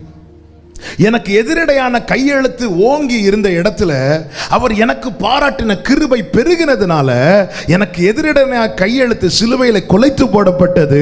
அவருடைய கிருபை என்னை பாதுகாத்தது. பாவத்தில் பிடிக்கப்பட்ட ஒரு ஸ்திரீ, ஊரார் எல்லாரும் கையில கற்களை எடுத்துக்கொண்டு இயேசுவுக்கு முன்பாய் கொண்டு வந்து நிறுத்துறாங்க. அந்த கூட்டத்தில் எத்தனை பேர் இருப்பாங்க? எத்தனை பேர் இருந்தாங்க தெரியுமா? அதாவது நம்பர்ஸ் 5 பேர், 10 பேர். நான் சொல்ல சம்பவம் தெரியுதா? பாவத்தில் பிடிக்கப்பட்ட ஒரு கையுங்களவுமாய் பிடிக்கப்பட்ட ஸ்திரீயை எல்லாரும் கையில கற்களை எடுத்துக்கொண்டு இயேசுவுக்கு முன்பாய் கொண்டு வந்து நிறுத்துறாங்க. எத்தனை பேர் இருந்திருப்பாங்க தெரியாது, திரள் கூட்டம். ஆனா எத்தனை பேர் இருந்தார்களோ அத்தனை பேர் கையிலையும் என்ன இருக்கு? கல் இருக்கு. அந்த கல்லு யார் மேல எறிவதற்காக எடுக்கப்பட்ட கல்லு? அந்த ஸ்திரீயின் மேல. நம்ம சில தெருக்கள்ல போகும்போது பிள்ளைங்க கிரிக்கெட் விளையாடிட்டு இருப்பாங்க. அவங்க கிரிக்கெட் விளையாடுறது நம்ம மேல அடிக்கிறதுக்காக அல்ல, ஆனா விளையாடும் போது நம்ம எப்படி போவோம்? என் மேல பற்றுமோ. அப்போ இவளுடைய மனநிலைமை கொஞ்சம் எப்படி இருக்கு யோசித்து பாருங்க. அத்தனை பேரும் எங்கேயோ எரிஞ்ச கல் இவன் மேல படுறதுக்காக, இவள் மேல எரியறதுக்காக அத்தனை பேரும் கையில கல். சின்னவங்கள்ல இருந்து பெரியவங்க வர எந்த கல் எங்க இருந்து எப்போ விழும்னு தெரியாது. அப்ப இவளுடைய மனநிலைமை எப்படி இருக்கும் பாருங்க. இவ மனசுல இப்போ எங்க எங்க இந்த சைடு கையை வச்சு தடுத்தா இங்க விழும். இப்படிப்பட்ட இடத்துல அத்தனை கற்கள் அவள் மேல விழுந்தால் அவ அவுட். அத்தனை கற்கள் அவள் மேல விழுவதற்கு முன்பதாக குனிந்து தரையில எழுதி கொண்டிருந்தவர் இப்படி ஒரு பார்வை பார்த்தார். அவள் மேல விழ வேண்டிய அத்தனை கற்களும் கீழே விழுந்தது, கீழே விழுந்தது, கீழே. ஒரே ஒரு பார்வை. இப்படி எழுதிட்டு இருந்தவர் இப்படி பார்த்தார். அவ மேல எத்தனை கற்கள்னு தெரியாது. அவ கல்லு இப்ப விழும் இப்ப விழும் இப்ப விழும் பார்த்துட்டு இருக்கிற இடத்துல அத்தனை கற்களும் ஒரு சின்ன மண்ணு கூட அவ மேல விழ விடாம அத்தனையும் கீழே விழ காரணம் என்ன? இத்தனை கற்களை விட எனக்கு அவர் பாராட்டின கிருபை பெரிதா இருந்ததுனால இந்த கிருபையின் திரட்சியை மறக்கிறவன் பாவியா துரோகியா? ஆமென். அந்த ஸ்திரியை விட பாக்கியம் பெற்றவர்கள் நாம. அவ மேல விழ வேண்டிய கற்கள் கீழே தான் விழுந்துச்சு. எப்ப வேணாலும் திரும்பி எடுத்து அடிக்கலாம். ஆனால் என் மேல் விழ வேண்டிய ஆக்கினை அவர் மேல விழுந்துச்சு. அவர் என்ன செய்தார் தெரியுமா? சுமந்து தீர்த்தார். கிருபையின் திரட்சி இது. பாவம் பெருகின இடத்துல, என் மேல கல்லு விழ வேண்டிய இடத்துல கிருபை பெருகிட்டு. கிருபைய இஸ்ரவேலர்கள் என்ன செய்தார்கள்? மறந்தார்கள். யார் கிருபையை மறக்கிறார்களோ அவர்கள் கலகம் பண்ணுவாங்க. அவங்க பிரச்சனை பண்ணிட்டே இருப்பாங்க. அவர்கள் பிரச்சனைக்குரியவர்கள். அவங்கள நடத்துவார், ஆனா அத்தத்தில் கொண்டு போய் சேர்க்க மாட்டார். ஆன் த வேல கொஞ்சம் கொஞ்சமா காண்டல 30 லட்சமா புறப்பட்டவர்கள் 25 லட்சம் ஆச்சு, 20 லட்சம் ஆச்சு, கடைசியில் 2 பேர். கிருபையின் திரட்சியை உணர்ந்தவர்கள், மறக்காதவர்கள் அத்தத்தில் போய் சேர்ந்தாங்க, எல்லையில கால் வச்சாங்க. ஹல்லேலூயா. தங்களுடைய திறமை, அந்த கிருபையை மறந்து மோசேட்ட மட்டும் தான் பேசுவாரோ, எங்கள்கிட்ட பேச மாட்டாரோன்னு சொன்னவங்களும் அவுட்டு.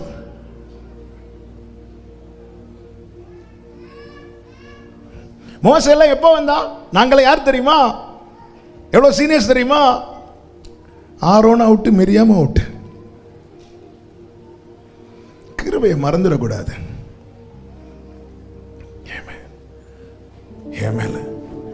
கல்லெறியும் மனிதர் முன்பு கரைப்பட்ட வாழ்வை கண்டு கல்லெறிய விடாமல் என்னை காத்து கொண்டீங்க. ஆண்டவர் வலி. நான் அவனுக்கு பாராட்டின கிருபை. 100 கல் இருந்ததுன்னா அவனுக்கு நான் 101 கிருபையை கொடுத்தேன். ஆவி மாம்சத்துக்கு விரோதமாய் போராடுகிறது, மாம்சம் ஆவிக்கு விரோதமாய் போராடுகிறது. இவை ஒவ்வொன்றும் என்ன செய்யுதுன்னா, மாம்சம் செய்ய விரும்புகிறதை ஆவி தடுக்கிறது, ஆவி செய்ய விரும்புகிறதை மாம்சம் தடுக்கிறது. இந்த பக்கம் இயேசு நிற்கிறார், இந்த பக்கம் திரளான கூட்டம் கையில கல் எடுத்து வச்சு நிற்கிறாங்க. அத்தனை பேரும் என்ன செய்ய விரும்புறாங்கன்னா, இவன் மேல கல் எறியணும்னு நினைக்கிறாங்க. இவர் ஒருவர் என்ன நினைக்கிறாருன்னா, இவன் மேல கிருபையை கொடுக்கணும்னு நினைக்கிறார். எது டாமினேட் பண்ணுதோ அதுதான் ஜெயிக்கும். இந்த பூமியில எனக்கு பாவங்களுக்கு தக்கதாய் தண்டனை கிடைக்காம இருக்க காரணம் என்ன தெரியுமா? அவர் எனக்கு பாராட்டின கிருபை பெரிது, பெரிது. இதை மறந்துடக்கூடாது. கிருபையை மறந்துடக்கூடாது. மூன்றாவதாக, கிருபையை மட்டும் பார்க்காத, அந்த கிருபைக்கு பின்னாக இருக்கிற கிரயத்தை பார். நம்ம கிருபை கிருபை கிருபை கிருபை கிருபை. இன்னைக்கு ரீசெண்டா இந்த கிருபைங்கிற வேர்டு ரொம்ப ஃபேமஸ் ஆயிட்டு, அது அநேகருக்கு விளையாட்டாவே மாறிட்டு. கிருபைக்கு பின்னாடி இருக்க கிரயத்தை பார்க்கணும். கிரயத்தை வச்சு தான் பார்க்கணும். அப்படிதான் இயேசு பார்க்க கற்று தந்தார். கிருபைக்கு கொடுக்கப்பட்ட கிரயம் இயேசுவின் ரத்தம். எபேசியர் 1 அதிகாரம் 7வது வசனம். அவருடைய கிருபையின் ஐஸ்வரியத்தின்படியே இவருடைய இரத்தத்தினால் போதும். பிதாவாகிய தேவனுடைய கிருபையின் ஐஸ்வர்யம் எப்படி நமக்கு கொடுக்கப்பட்டது? அதற்கு கொடுக்கப்பட்ட கிரயம் என்ன? என் ஆண்டவராகிய இயேசு கிறிஸ்துவின் இரத்தம். இரத்தமே, சிந்தப்பட்ட இரத்தமே, விலையேற பெற்ற வல்ல இரத்தமே, ஓ இயேசு கிறிஸ்துவின் இரத்தமே, விலையாக சிந்தப்பட்டது. பரலோக பிதா நமக்கு கிருபையை கொடுக்க அவர் வேற எதையும் பார்க்கல, அவர் இரத்தத்தை தான் பார்த்தார். மோசே கிட்ட சொன்னார், மோசே ஒரு பழுதற்ற ஆட்டுக்குட்டியை அடித்து வீட்டு நிலைக்கால்கள் மேல பூசு, நான் வருவேன். யாத்திராகமம் 12:23 சொல்லப்பட்டிருக்கிறது, கர்த்தர் எகிப்தியரை அதம் பண்ணுகிறதற்கு வருவார், நிலையின் மேற்சட்டத்திலும் வாசல் நிலைக்கால்கள் இரண்டிலும் அந்த இரத்தத்தை காணும் போது. அப்ப இன்று நான் கிருபை பெற்றுக் கொண்டிருக்கிறேன்னா அவர் எதை பார்க்கிறார் தெரியுமா? என்ன பார்க்கல, என் மேல தெளிக்கப்பட்ட என் ஆண்டவராகிய இயேசு கிறிஸ்துவின் இரத்தத்தை பார்க்கிறார். இரத்தத்தினூடாய் நான் பார்க்கப்படுகிறதுனால கிருபையிலே கிருபையிலே கிருபையிலே வாழ்ந்து கொண்டிருக்கிறேன். திராட்சை ரசத்தை கையில எடுத்து இயேசு பார்த்தார், இது அநேகருக்காக சிந்தப்படுகிற ரத்தம். சீஷர்களுக்கு புரியல, நாங்க 12 பேர் தானே இருக்கிறோம், இது எங்களுக்காக மட்டும்னா இன்னும் யார் இருக்கிறாங்க? அது ஆல்ரெடி சொல்லிட்டாரு, இந்த தொழுவத்தில் அல்லாத வேறே ஆடுகள் எனக்கு உண்டு. அந்த ரசத்தை எடுக்கும் போது அதனூடாய் அவர் என்னை பார்க்கிறார், உங்களை பார்த்தார். நான் இப்படி நினைத்து துதிப்பேன், எல்லாருக்காக எல்லா ரத்தமும் சிந்தப்பட்டுருச்சு, எனக்கான ரத்தம் கொஞ்சம் அந்த விழாவில் இருந்திருக்கு. ஹல்லேலூயா. கடைசியில் அங்கேயும் ஒரு குத்து, அதுல இருந்து கொஞ்சம் ரத்தம் வந்து. ஹல்லேலூயா. கைகளில் இருக்கிற ரத்தம், கால்களில் இருக்கிற ரத்தம், தலையில் இருக்கிற ரத்தம், சரீரத்தில் இருக்கிற ரத்தம். ஒருவேளை எனக்காக அந்த கொஞ்ச ரத்தம், அந்த கொஞ்ச ரத்தம் ஒருவேளை சிந்தப்படாமல் இருந்திருந்தால் நான் மீட்கப்பட்டிருக்க மாட்டேனோ. கடைசி சொட்டு ரத்தம் வரைக்கும் அந்த கிரயத்தை வச்சு கிருபையை பார்த்து தேவனை மகிமைப்படுத்தணும். எனவேதான் வெளியே ரத்தம் பூசப்பட்டு உள்ளே இருக்கிற ஜனங்கள் பஸ்காவை ஆசரித்தார்கள்.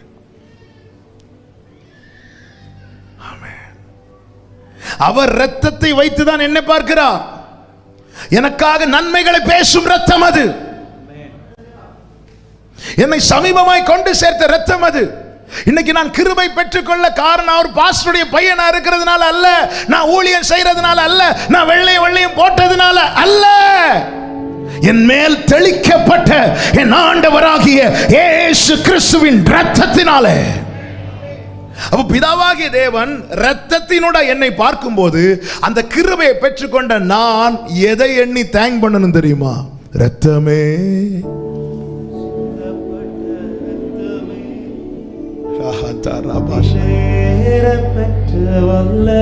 ரத்தத்தை பார்க்கணும். ஆண்டவரே ரத்தம், எனக்காக அந்த ரத்தம், அதுதான் கிரயம். தாவீதுக்கு ஒலிமுக வாசல்ல இருக்கிற கிணற்றின் தண்ணீரை குடிக்கணும்னு ஆசை வந்துட்டு, ஆனா அங்கே பெலிஸ்தியர் கேம்ப் போட்டிருக்கிறாங்க, உள்ள போக முடியாது. 2 சாமுவேல் 23வது அதிகாரம் அதனுடைய 14 முதல் பார்த்தீங்கன்னா, பெத்லெகேமிலே பெலிஸ்தரின் தானியம் இருந்துச்சு. அந்த பெத்லெகேமில் இருக்கிற கிணற்றின் தண்ணீர் மேல தாவீதுக்கு ஆசை, ஆவல் கொண்டு 15வது வசனத்தை வாசிங்கள். என் தாகத்திற்கு கொஞ்சம் தண்ணீர் கொண்டு வருகிறவன் யார் என்று கேட்கிறான். தாவீதோடு கூட 3 பராக்கிரமசாலிங்க இருக்கிறாங்க.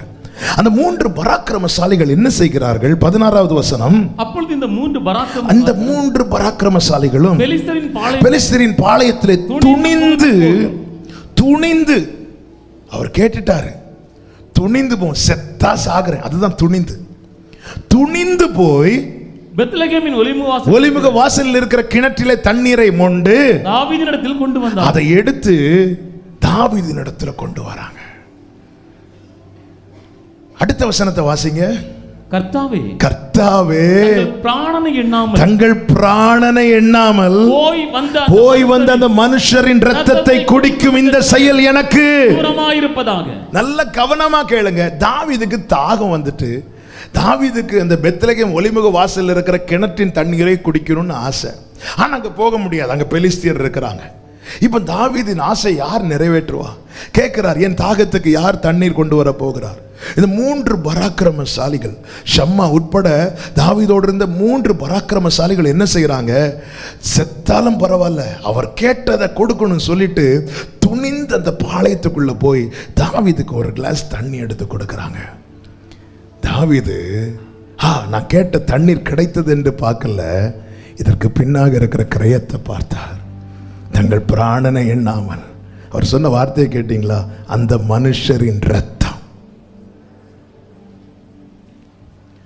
இன்னைக்கு தேவன் நமக்கு பாராட்டுகிற கிருபைகள், தேவன் செய்த நன்மைகளுக்கு பின்னாக இருக்கிற கிரயத்தை எத்தனை பேர் பார்க்கிறோம்? 2 வாரத்துக்கு முன்பதாக ஒரு சகோதரன் ஒரு வாட்ச் வாங்கினதை கொண்டு செவிக்க வந்தார். நான் அப்படி கிண்டலா, எதுக்கு பிரதர் ஜெபம் பண்ணணும், டைம் கரெக்டாக ஓடணும்னா? அப்போ அவர் அப்படி சிரிச்சிட்டும் அழுதுட்டும் சொன்னார், பாஸ்டர், ஒரு காலத்தில் இதுக்காக நான் அழுதேன் பாஸ்டர், இன்னைக்கு நல்லா வச்சிருக்கிறாங்க ஆண்டவர். ஆனால் ஒவ்வொன்றுக்கும் பின்னாக இருக்கிற கிரயத்தை பார்க்குறவங்க தனக்கு கிடைக்கப்பட்ட ஒவ்வொன்றையும் பெருசாக பார்ப்பாங்க. அவன் கேட்டது தண்ணீர், ஆனால் அது எப்படி கிடைக்கப்பட்டது என்பதை பார்த்து அவன் என்ன காரியம் செய்கிறான் பாருங்கள். 16 கடைசி வாசிங்கள். 16. ஆனாலும் அவன் அதை குடிக்க மனதில்லாமல் கர்த்தருக்கென்று ஊற்றி போட்டு. கவனிங்க, எனக்கு கொடுக்கப்பட்ட கிருபைக்கு பின்னாக இருக்கிற கிரயத்தை நான் பார்க்க ஆரம்பிச்சிட்டேன்னா, நான் எனக்கென்று வாழ மாட்டேன், நான் கர்த்தருக்கென்று தான் வாழ்வேன். இந்த வாழ்க்கை நான் அவருக்கென்று ஊற்றி விடுவேன். நான் கிருபையை பார்க்கிறேன், ஆனா கிரயத்தை எண்ணாம போகிறேன். கிரயம் என்ன? ஒன்றுதான், ரத்தம். ஒரு கிளாஸ் தண்ணீரை எடுத்து வச்சுட்டு தாவீது சொல்றார், இல்ல இல்ல, இது சும்மா கிடைச்சது கிடையாது. என் தகப்பனாருக்காக நான் ஆண்டவரை ஸ்தோத்திரிக்கிறேன். அவங்க பிளேட்ல இருந்து ஒரு அரிசி கீழே விழுந்தா கூட நடுக்கத்தோடு அதை எடுத்து உள்ள போடுவாங்க. ஏன்னா அவங்க இது சும்மா கிடைக்கிறது கிடையாது, இதுக்கு பின்னாக ஒரு கிரயம் இருக்கிறது. இன்னைக்கு நம்ம ஹாயா உட்கார்ந்து இருக்கிறோம், கிருபை கிருபைன்னு பாடுறோம். இந்த கிருபைக்கு பின்னாக இருக்கிற கிரயத்தை யார் உண்மையில உணர்கிறார்களோ அவர்கள் தங்கள் வாழ்க்கையை எந்த மனுஷன்டையும் கொடுக்க மாட்டாங்க. முத்துக்களாகிய தங்கள் வாழ்க்கையை பன்றிகள் முன்னும் போட மாட்டார்கள். அந்த மரியாளை போல அந்த விலையேற பெற்ற தைலத்தை இயேசுவின் பாதத்தில் உடைத்தது போல தங்கள் வாழ்க்கையை அவருடைய சமூகத்தில் விட்டு விடுவார்கள். நீ ஏன்பா இப்படி இருக்கிற? நீ ஏன் எல்லாரும் நீ என்ன திடீர்னு வந்துட்டு பெரிய ஆள் ஆகிறியா? இல்ல, நான் கிருபையை மட்டும் பார்க்கல, நான் கிருபையை உண்மையா பார்க்க ஆரம்பிக்கிறேன். எப்படி பார்க்கிறேன்? அதுக்கு கொடுக்கப்பட்ட கிரயத்தை பார்க்கிறேன். யார் என்ன சொன்னாலும் பரவாயில்ல. தாவீது தண்ணீரை கீழே ஊற்றும் போது பார்க்கிறவர்கள் என்ன சொல்லுவார்கள்? பைத்தியக்காரன் என்பார்கள். எஸ், நான் கிறிஸ்துவுக்கு பைத்தியக்காரன் தான். ஆமென். விவரம் இல்லாதவன் சொல்லுவாங்க, உண்மைதான், இந்த பைத்தியத்தை தான் அவர் தெரிந்தெடுத்தார். வாழ தெரியாதவன் சொல்லுவாங்க, எஸ், எனக்கு அவர் பாராட்டின கிருபைக்கு இதை செய்தாலும் பத்தாது. ஹல்லேலூயா. இத்தனை காலம் நான் வீணாக்கி விட்டேன், இனி உள்ள காலம் உமக்காக. கிருபையின் கிரயத்தை பாருங்கள், எனக்கு கொடுக்கப்பட்ட கிரயத்தை பாருங்க. எத்தனை நாட்கள் நிக்க கூட முடியாம அழுதும். நான் எழுப்பி நிப்பானா நினைக்கிற இடத்துல ஓட விடுறார். ஓடுப்பா, இதுக்கு பின்னாக அவன கிருபை கிருபை கிருபை கிருபை கிருபை. ஓகே, இந்த கிருபை எப்படி கிடைச்சது? பொங்கல்ல கவர்மெண்ட் கொஞ்சம் கொடுத்தாங்களே, அப்படி கிடைச்சதா? இல்ல, ஒரு கிரயம் செலுத்தப்பட்டு கிடைத்தது. கிரயத்தை பாருங்க. தூரமான புற சொந்தம் என்ற உறவை தந்த. அதாவது ஒருத்தங்க ஒரு நேரம் சாப்பாடு வாங்கி தந்ததே மனசுல வச்சுட்டு அவங்களுக்கு ஏதாவது ஒரு டைம்ல அட்லீஸ்ட் ஒரு டீயாவது வாங்கி கொடுக்குறோம். ஏதாவது இவங்க இந்த டைமில் நமக்கு செஞ்சாங்க அப்படி மனசில் வச்சுட்டு பயங்கரமாக ஏதோ பெரிய சாதனை பண்ண மாதிரி. அவர் பாராட்டின கிருபை, ஆண்டவரே இந்த வாழ்க்கையை நான் உமக்கென்று ஊற்றி விடுகிறேன் ஆண்டவரே. சொல்ல முடியுதா? இல்லை, நம்மள பெற்றுக்கொள்ள தான் வர்றோம்ல. ஏதாவது கிடைக்காதா? இந்த கிரயத்தை பார்க்கிறவன் தன்னை ஊற்றி விடுவான் அவருக்காக. ஊழியமே செய்யக்கூடாது என்று வளர்ந்தவன் நான். ஆனால் என்ன ஊழியத்துக்கு தான் அர்ப்பணிச்சிருக்கேங்க, என்ன மட்டும் இல்லை எல்லாரையும். ஆனால் என் மனசில் ஊழியமே செஞ்சிடக்கூடாது. எங்கள் அண்ணன் படித்து முடித்தப்போ நான் சும்மா கேட்டேன், அண்ணன் என்ன பண்ண போகிறீங்க? ஆண்டவர் சித்தம்பா ஊழியம்னா ஊழியம் அப்படின்னாங்க. நான் அண்ணன் என்னன்னு நீங்கள் சொல்கிறீங்க, ஊழியெல்லாம் பண்ணிடாதீங்க ஓடிருங்கன்ட்டேன். நான் ஊழியக்காரன் ஆனது எப்படி தெரியுமா? முற்புறத்திலும் பிற்புறத்திலும் வலப்புறத்திலும் இடப்புறத்திலும் பிரச்சனைகளை கொண்டு என்ன இருக்கல, அன்பு, அந்த நேசத்தால் சோகமானேன் என்பதை நான் அனுபவித்தேன். எனக்கு அவர் பாராட்டின கிருபை உணர்ந்தேன். ஆளா அவர் தான் கல்லெறியணும் இல்ல, கற்களை அநேகர் கையில் எடுத்தார்கள், கிருபையினால் என்னை பொதிந்து விட்டார். அத்தனை கல்லும் கீழே விழுந்துச்சு, நாவுகள் எழும்பினது, அத்தனை நாவையும் கீழே விழ வைத்தார். ஆமென். கர்த்தர் உயர்த்தினார். அந்த கிருபையை பார்த்து சொன்னேன், நான் வாழும் நாள் ஒரு நாள் ஆனாலும் அவ்வளவுதான். ஆண்டவரே இருந்தா ஊழியம் செய்யணும், இல்லைன்னா எடுத்துருங்க. இதுதான் என் ஜெபம். இருந்தா ஊழியம் செய்யணும், இல்லை உன் ஊழியம் முடிஞ்சிட்டுப்பா இனி கொஞ்ச நாள் சும்மா வேண்டாம் அப்படி நான் வாழ விரும்பல. இருந்தா ஊழியம் செய்யணும். ஏன்னா என்னைக்கோ கல்லடிப்பட்டு சாக வேண்டியவன், என்றைக்கோ நான் இரையாக வேண்டியவன். இப்படி கிருபையை பாராட்டி இருக்கிறீங்க. தாவீது தண்ணீரை கர்த்தருக்கென்று ஊற்றினது போல கிருபையின் திரட்சியை உணர்கிறவன், கிருபையின் கிரயத்தை பார்க்கிறவன்.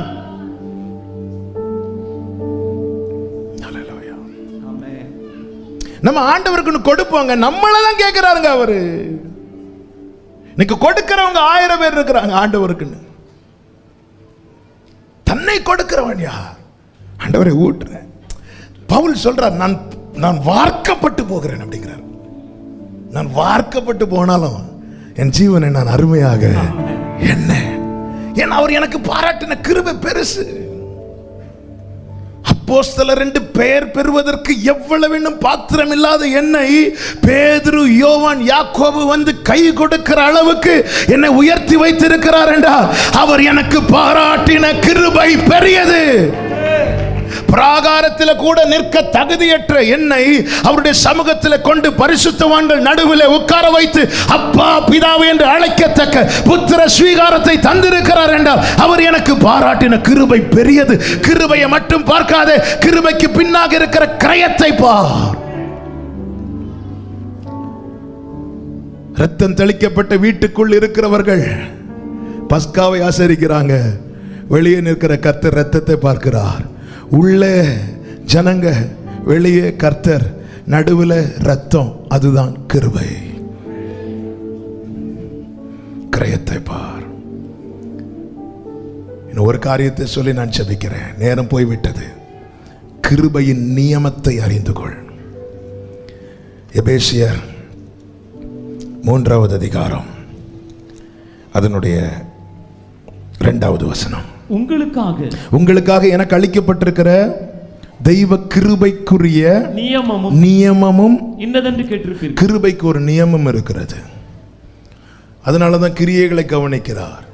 கிருபையை தந்துவிட்டு சும்மா விடல. எகிப்திலிருந்து வெளியே கொண்டு வந்து விட்டு தேவன் சும்மா விடவில்லை. கிருபைக்கு பின்னாக ஒரு நியமம் இருக்கிறது. கிருபையின் பிரமாணம் அது. என்ன கிருபை நியமம்? புரியும்படி சொல்றேன். சோதோமை அழிக்கும்படி வந்த கர்த்தர் லோத்துக்கும் அவன் குடும்பத்துக்கும் கிருபை பாராட்டினார். அந்த கிருபையினால் அவர் செய்தது என்ன? கரத்தை பிடித்து வெளியே விட்டார். இது கிருபை. கிருபையின் நியமம் என்ன தெரியுமா? பின்னிட்டு பாராதே, பின்னிட்டு பாராதே. தாவீதின் மேல கற்களை தூக்கி எறிந்தவன் சீமை, அதாவது ராஜாவுக்கு எதிராய் செயல்பட்டவன். அவன் அன்றே சாக வேண்டியவன், ஆனால் சாகவில்லை. அவனை தாவீது கொல்லவில்லை. சாலமோன் அவன் காரியத்தை ஒப்படைக்கிறான். சாலமோனும் கொல்லவில்லை. என்ன சொல்லுகிறான் என்றால், நீ எருசலேமிலே குடியிருந்து எங்கேயும் போகாம அங்கேயே இரு, நீ வெளியே போனா செத்துருவ, உள்ள இருந்தா பாதுகாக்கப்படுவ. அந்த சீமை சொன்ன வார்த்தை என்ன தெரியுமா? நல்ல வார்த்தை. கிருபையின் நியமம் இங்க என்ன? எல்லையை தாண்டாதே. ஆக்கினைக்குள்ளாய் தீர்க்கப்பட வேண்டியவள். எல்லாரும் கையில கற்களை எடுத்துக்கொண்டு விபச்சாரத்தில் பிடிக்கப்பட்ட ஸ்திரீயை இயேசுவுக்கு முன்பாய் கொண்டு வந்து நிறுத்தும் போது ஆண்டவர் சொல்லுகிறார், உங்களில் பாவம் இல்லாதவன் முதலாவது கல்லெறிய கடவன் என்று சொல்லும் போது எல்லாரும் கற்களை கீழே போட்டு விட்டு போனார்கள். இயேசு பார்க்கிறார், நானும் உன்னை குற்றவாளியாய் தீர்க்கவில்லை, கிருபை. அவள் புறப்படும் போது அவர் சொல்லுகிறார், என்ன? இனி பாவம் செய்யாதே. கிருபையின் நியமத்தை அறிந்து வாழணும். தெரியும், சோதோமில் இருந்தபோது தண்டிக்கப்படாதவள் சோதோமை விட்டு வெளியே வந்து ஜஸ்ட் திரும்பி பார்த்தாள். அப்பொழுது அவளுக்கு சோதோமுக்குள் இருந்தபோது அவளுக்கு கிடைத்தது கிருபை. சோதோமை விட்டு வெளியே வந்தபோது திரும்பி பார்த்தபோது அவளுக்கு கிடைத்தது கிரியையின் பலன். ஆமென். சோதமுக்கு உள்ளேயே போயிட்டு வந்தாச்சு. இப்போ நான் உள்ளெல்லாம் போகல, இப்போ சும்மா பார்க்க மட்டும்தான் செய்வேன். கொஞ்சம் மொபைலில் அப்படி யாரும் பார்க்காத டைமில். நல்லா புரிஞ்சுக்கோங்க, சோதோமுக்குள்ள இருந்த போதே என்னை காப்பாற்றிட்டார்னா இப்போ திரும்பி பார்த்தாலும் அவர் கண்டுக்க மாட்டார். அவர் கிரியையின் பலனை தர ஆரம்பிச்சிட்டார்னா ஒவ்வொன்னையும் வச்சு கேட்பார். ராஜா மேல கல்லை தூக்கி போட்ட போது தப்புவிக்கப்பட்டவன் ஜஸ்ட் ஒரு ஆடு கழுதை தானே காணாம போச்சு, சும்மா போய் கால் எடுத்து அதுல வச்சான், தண்டிக்கப்பட்டான். தேவன் நியாயம் தீர்க்க வந்து இருக்கும்போது எவ்வளவு வேணும் காம்ப்ரமைஸ் பண்ண மாட்டார், கொஞ்சம் கூட. சோதமுக்குள்ள போனதுக்கே அடிச்சிருக்கணும்ல. அறியாமை உள்ள காலங்களில் தேவன் காணாதவர் போல் இருப்பார். கிருபையின் நியமம் அறிந்து கொள். எனவேதான் ஓசியா 3வது அதிகாரத்திலே 1, 2, 3 வசனங்களை வாசித்து ஜெபிக்க போகிறோம். பின்பு கர்த்தரை நோக்கி அந்நிய தேவர்களை மதித்து திராட்சரசம் உள்ள பாத்திரங்களை விரும்புகிறவர்களான இஸ்ரவேல் புத்திரர் பேரில் கர்த்தர் வைத்திருக்கிற அன்புக்கு ஒப்பாக நீ இன்னும் போய் தன் நேசரால் நேசிக்கப்பட்டவளும் விபச்சாரியமான ஒரு ஸ்திரியை நேசித்துக் கொள் என்று சொன்னார். நான் அவளை எனக்கு 15 வெள்ளி காசுக்கு வார்கோதுமைக்கும் கொண்டு அவளை நோக்கி நீ வேசித்தனம் பண்ணாமலும். கிருபை என்ன தெரியுமா? கிரயத்துக்கு கொண்டது. தண்டிக்க வருவார்னு பார்த்தா அவர் ரட்சிக்க வருகிறார். பாவிகளை அழிக்க அல்ல, அழைக்க வரார். இனி வருவது அப்படி அல்ல, இனி வருவது கிரியையின் பலனை கொடுக்க. அதனாலதான் அந்த 2 வசனத்தையும் காண்பித்தேன். எபேசியர்ல இருக்கிறது அவருடைய ஈவின் அளவுக்கு தக்கதாய் அவனுக்கு கிருபை கொடுக்கப்பட்டது. வெளிப்படுத்தல் 22:12 சொல்லப்பட்டிருக்கு, இதோ நான் சீக்கிரமாய் வருகிறேன், அவனுடைய கிரியைகளுக்கு தக்க பலனை கொடுக்க. அப்ப கிருபையை யாருக்கு கொடுக்கிறாரோ கிரியையை பார்க்கிறார். இப்ப கிருபை என்ன? பாவியான ஸ்திரீக்கு கொடுக்கப்பட்ட கிருபை என்ன? ஆமென். 15 வெள்ளி காசு, 1.5 கலம் வார்கோதுமை, இந்த கிரயத்தை கொடுத்து வாங்கிவிட்டு கிருபையின் நியமம் என்ன? நீ வேசித்தனம் பண்ணாமல் எனக்காக காத்திரு, நானும் உனக்காக காத்திருப்பேன். மணவாளனாம் இயேசு கிறிஸ்து பிதாவின் வலது பார்சத்திலே வெயிட் பண்றார். எதற்காக? பிதாவின் கட்டளைக்காக. மனுஷகுமாரன் வரும் வேளை எவருமே அறியான், பிதா ஒருவரை தவிர. அவருடைய ஆசை என்ன தெரியுமா? அவர் வரும்போது அவருடைய மணவாட்டி, கிரயத்துக்கு கொள்ளப்பட்ட மணவாட்டி ஆசையோடு காத்திருக்க வேண்டும், ஆவலாய் காத்திருக்க வேண்டும். தன் வஸ்திரத்தை இழந்து விடக்கூடாது, கரைப்பட்டிருக்க கூடாது. சொல்லுறார், நீ காத்திரு. எப்படி காத்திருக்கணும்? வேசித்தனம் பண்ணாம. நீ கிரயத்துக்கு கொள்ளப்பட்டவள், இவ்விதமாய் நீ என்னுடையவளானாய், நீ காத்திரு. இதுதான் கிருபையின் நியமம். பின்னிட்டு பாராதே, எல்லையை தாண்டாதே. இந்த வசனம் தாங்க எல்லை, இதுக்குள்ள இருக்கணும். இதை தாண்டினாலே நமக்கு ஃபுல்லாவே தொல்லைதான். இந்த எல்லையை தாண்டி விடக்கூடாது. இந்த வசனம் என்னும் வேலைக்குள் இருக்கிறவனுடைய வீட்டில் இருக்கிற புல்லை கூட பிசாசால தொட முடியல. இந்த வேலையின் விசேஷம் அப்படிதான். ஹல்லேலூயா. யோபுவையும் அவன் குடும்பத்தையும் அவனுக்குண்டான ஒன்றை கூட வேலைக்குள்ள இருக்கிறது வரைக்கும் பிசாசால தொட முடியல. ஆமென். இந்த வசனம் தான் வேலை. எல்லையை தாண்டிராதீங்க. கிருபை பாவம் செய்வதற்கான லைசன்ஸ் கிடையாது. பாவம் இல்லாத வாழ்க்கை வாழ நமக்கு கொடுக்கப்படுகிற தருணம். வேசித்தனம் பண்ணாம காத்துரு, கர்த்தர் வரப்போகிறார். ஒரு கூட்டத்தார் ஓடி ஒளிவார்கள், இன்னொரு கூட்டத்தால் மார்பில் அடித்து புலம்புவார்கள். ஆயத்தத்தோடு காத்திருக்கிறவர்கள். சுனேமத்தியால் சொல்றாள், நான் படுத்து நித்திரை செய்தேன், என் இருதயமோ விழித்து கொண்டிருக்கிறது. இதுதாங்க ஆயத்தமாக்கப்பட்ட. பாருங்க, எவ்வளவு என்னதான் தூங்கினாலும் ஒரு குழந்தை அழுற சத்தம் கேட்டதும் தாய் எழும்புவாங்க தெரியுமா? அவ்வளோ டயர்டா இருக்கும், அவ்வளோ டயர்டா இருக்கும். பகல ஃபுல்லா அந்த குழந்தைய பார்க்கணும், குழந்தைக்கு வேண்டியதை செய்யணும். நல்லா தூங்கிட்டு இருக்கு, எல்லாம் பக்கத்துல எல்லாம் எல்லாரும் தூங்கிட்டு இருப்பாங்க. ஏன்னு கூட அழுதுச்சா எப்போ? ஆனால் அதோட தாயை பார்த்தீங்கன்னா உடனே எழும்பிடும். ஏன்னா அந்த இருதயம் எப்போ வேணாலும் சத்தம் கேட்குங்கிற விழிப்போடு இருக்கிறதுனால. இதுதான் ஒரு தேவ பிள்ளையினுடைய குவாலிட்டி. எப்போ வேணாலும் சத்தம் கேட்கும், விழிப்போடு இருக்கணும், ஆயத்தத்தோடு இருக்கணும். ஆண்டவர் சொல்றார், உனக்கு நான் கொடுத்த கிரயத்தை பாரு, நீ காத்துரு, நான் வருவேன், வந்து அழைத்து கொண்டு செல்வேன். பிதாவாகிய தேவன் நம்மேல் வைத்த அன்பின் அடையாளமாக குமாரனாகிய கிறிஸ்துவை அனுப்பினார். குமாரனாகிய கிறிஸ்து நமக்காக இரத்தம் சிந்தி நம்மை மீட்டு கொண்டு பிதாவின் வலது பாரிசத்தில் போய் உட்கார்ந்து நம்மை ஆயத்தப்படுத்தி அழைத்து செல்ல பரிசுத்தாவியானவரை அனுப்பினார். பரிசுத்தாவியானவர் இனி நம்மை ஆயத்தப்படுத்தி நமக்கான வேலை வரும்போது நம்மை அழைத்து கொண்டு குமாரனாகிய கிறிஸ்துவின் இடத்தில் விடுவார். குமாரனாகிய கிறிஸ்து சந்தோஷமாய் நம்மை அழைத்து கொண்டு போய் அப்பா வீட்டில் கொண்டு போய் சேர்ப்பார். ஹல்லேலூயா. இந்த பாக்கியத்தை ஒருவரும் இழந்து போகாதிருக்க கிருபையை உணர்ந்து கொள்ளுங்கள். கிருபையின் திரட்சியை மறக்காதிருங்கள். கிருபைக்கு கொடுக்கப்பட்ட கிரயத்தை பாருங்கள். கிருபையை விருதாவாக்காதிருங்கள். கிருபையின் நியமத்தை அறிந்து உணர்வுள்ளவர்களாய் வாழுங்கள். நாமும் அவரோடு கூட அங்கிருக்க கர்த்தர் கிருபை செய்வார். கைகளை உயர்த்தி ஆமென் சொல்லுவீங்களா? எல்லாரும் எழுந்து நிற்கலாம் ஆண்டவர் சமூகத்தில். நான் அங்கிருப்பேனே, நான் அங்கிருப்பேனே, நான் அங்கிருப்பேனே என் இயேசுவுடன். நான் அங்கிருப்பேனே, நான் அங்கிருப்பேனே. எல்லாரும் நல்ல கைகளை தட்டி பாடுவோம். ஹல்லேலூயா. பரிசுத்தர் கூட்டம் இயேசுவை போற்றி பாடி மகிழ்ந்தாடி அங்கே கூடிட. நல்ல முழு பலத்தோடு கரங்களை தட்டி ஹல்லேலூயா. பரமானந்த கீதம் மங்களெழும்ப கீதம். ஓ சபையே, நீ அங்கிருப்பாயோ, நீ அங்கிருப்பாயோ, நீ அங்கிருப்பாயோ சொல்லேன். எல்லாரும் சொல்லுவோமா? நான் அங்கிருப்பேனே, நான் அங்கிருப்பேனே என் இயேசுவுடன். ஆட்டுக்குட்டியும் அரசாட்சி செய்ய அண்டினோரெவரும் அவரை சேர. ஹல்லேலூயா.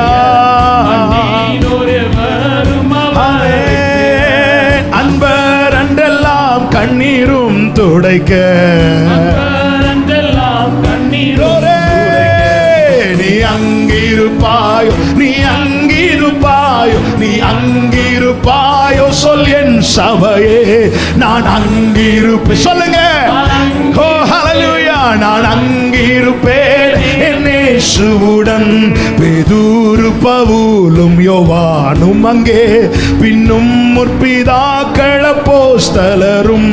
பேதுரு பவுலும் யோவானும் அங்கே, பின்னும் முற்பிதாக்கள் அப்போஸ்தலரும். இரத்த சாட்சிகளும் திரளாய் கூட. நீ அங்கிருப்பாயோ, நீ அங்கிருப்பாயோ, நீ அங்கிருப்பாயோ சொல் என் மனமே. நான் அங்கிருப்பேனே.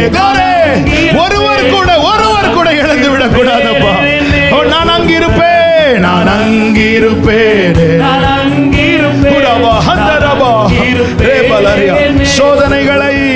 சோதனைகளை வென்றவர் எவரும், துன்பம் தொல்லைகளை சகித்தவரும். சோதனைகளை வென்றவர் எவரும், துன்பம் தொல்லைகளை சகித்தவரும். சொல்லோகில் ஜொலிக்க. சொல்லுங்க, நான் அங்கிருப்பேன், நான் அங்கிருப்பேன். ஓ ரபஹந்தரபா ரிபலஹந்தரபா ஷேகதரா, நான் அங்கிருப்பேன். ஓ thank you Father, hallelujah. கன்னிகையை போல் கர்த்தர் சபை அன்று மன்னர் மணாளன் இயேசுவை மணந்து. கன்னிகையை போல் கர்த்தர் சபை அன்று மன்னர் மணாளன் இயேசுவை மணந்து. பின்னும் சொல்லறீதாம் நிலை ருசிக்க, பின்னும் சொல்லறீதாம். நான் அங்கிருப்பேன், சொல்லுங்க, நான் அங்கிருப்பேனே, நான் அங்கிருப்பேனே என் இயேசுவுடன், நான் அங்கிருப்பேனே. சொல்லுங்க, நான் அங்கிருப்பேனே, நான் அங்கிருப்பேனே. கிருபையினால் மீட்டவர் நம்மை நடத்தி நாடின துறைமுகத்திலே கொண்டு போய் சேர்ப்பார். நல்ல கரங்களை தட்டி அபிஷேகம் பெற்றவங்க அந்நிய பாஷையில ஹalleluya ஷபகபல கதரபா. ஓ நான் அங்கிருப்பேனே.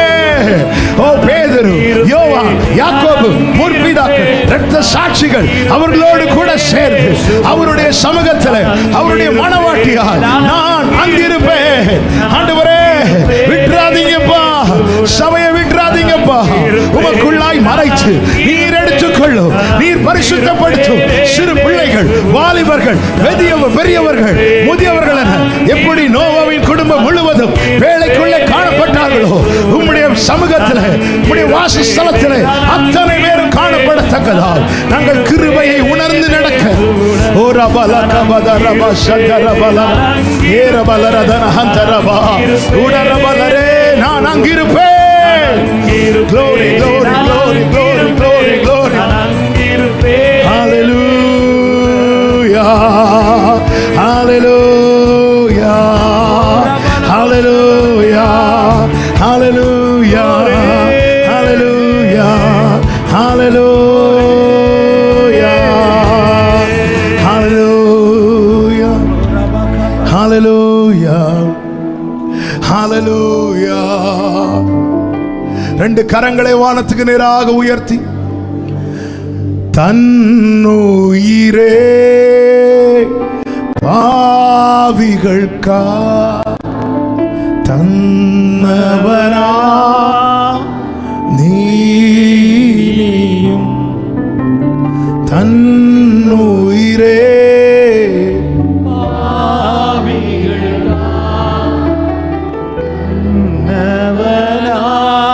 அப்படியே கரங்களை உயர்த்தி கண்களை ஏறெடுத்து தள்ளிடுமோ, தள்ளிடுமோ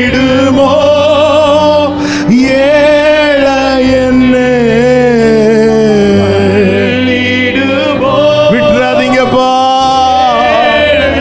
அமே தீருமோலின் உம்மை உறுதியாய் பற்றி கொண்ட மனதை உடைய உம்மையே நம்பி இருக்கிறோம். ஓ என் ஓட்டத்தில் நான் தனிமையில்லை, நேசித்தவர் என்னை வெறுக்க. என் ஓட்டத்தில் நான் தனிமையில்லை, நேசித்தவர் என்னை வெறுக்க. தகப்பன் வீட்டில் கொண்டு சேர்த்திடுவார். தகப்பன் வீட்டில் கொண்டு சேர்த்திடுவார். நம்புவேன் இறுதி வரை, நம்புவேன் இறுதி வரை. ஆமென். கிருபையை கவனிங்க. அவர் மீட்டார், அவர் நடத்தினார், அவர் கொண்டு போய் சேர்த்தார். இதுதான் கிருபையின் பிரமாணம். மீட்டவர் நடத்தட்டும், நடத்த விட்டு கொடுங்க. எப்படி நடத்துவார்? உம்முடைய வசனத்தின்படி உமது அடியேனை நன்றாய் நடத்தினீர். அப்படிதான் நடத்துவார். நம்முடைய எண்ணங்களை அவருடைய திட்டத்துக்குள்ளே கொண்டு போடாதிருங்கள். அது அவரை நாம் தொந்தரவு படுத்துவதைப் போல. அவர் கையில் அப்பம் இருக்குது, கல்லு வேணும்னு கேட்காதீங்க. அவர் கையில மீன் இருக்கு, பாம்பு வேணும்னு கேட்காதீங்க. எல்லாமே அவர் ப்ரிப்பேர் பண்ணட்டும். நீங்க எக்ஸ்ட்ரா ஒரு சின்ன உப்பு கூட தூக்கி போடாதீங்க. அதுல டோட்டலா நாசம் ஆயிரும். கர்த்தர் நல்லவர், எல்லாம் அறிந்திருக்கிறார். நீங்கள் எதிர்பார்த்திருக்கிற முடிவை உங்களுக்கு கொடுக்கும்படி உங்கள் பேரில் நினைத்திருக்கிற நினைவுகளை நான் அறிவேன். அதன் அர்த்தம் உனக்கு தெரியாது, உனக்கு தெரியாது. ஆமே, நீ இனி யூகிக்க தேவையில்லை. நான் அறிவேன், அவருக்கு தெரியும். நானும் அறிவேன் என்றல்ல, நான் அறிவேன். நமக்கு தெரியாது. நமக்கு தெரியாததை வச்சு எதுவும் யோசிச்சுட்டு இருக்கணும்? என்னை கர்த்தரால் எனக்கு இந்த மீட்பு கிடைத்திருக்கிறது, கர்த்தரால் எனக்கு வாழ்க்கை கிடைக்கும், கர்த்தரால் எனக்கு அந்த நித்தியம் கிடைக்கும். இதுதான் ஞானம் உள்ளவன் இவைகளை கவனிப்பான், கிருபையை உணர்வான். இந்த தேவன் என்றென்றைக்கும் உள்ள சதா காலமும் நமது தேவன் மரண பரியந்தம் நம்மை நடத்துவார். நல்ல கரங்களை தட்டி ஆமென். பரிசுத்தமும் கிருபையும் இரக்கம் நிறைந்த நல்ல தகப்பனே, நன்றியோடு மை துதிக்கிறோம். நீர் எத்தனை நல்லவர். கிருபையாய் உங்க சமூகத்தில் எங்களை அழைத்து கொண்டு வந்தீர். பாட, துதிக்க, ஆராதிக்க, செபிக்க வைத்தீர். எங்களோடு பேசினீர், இடைப்பட்டீர்.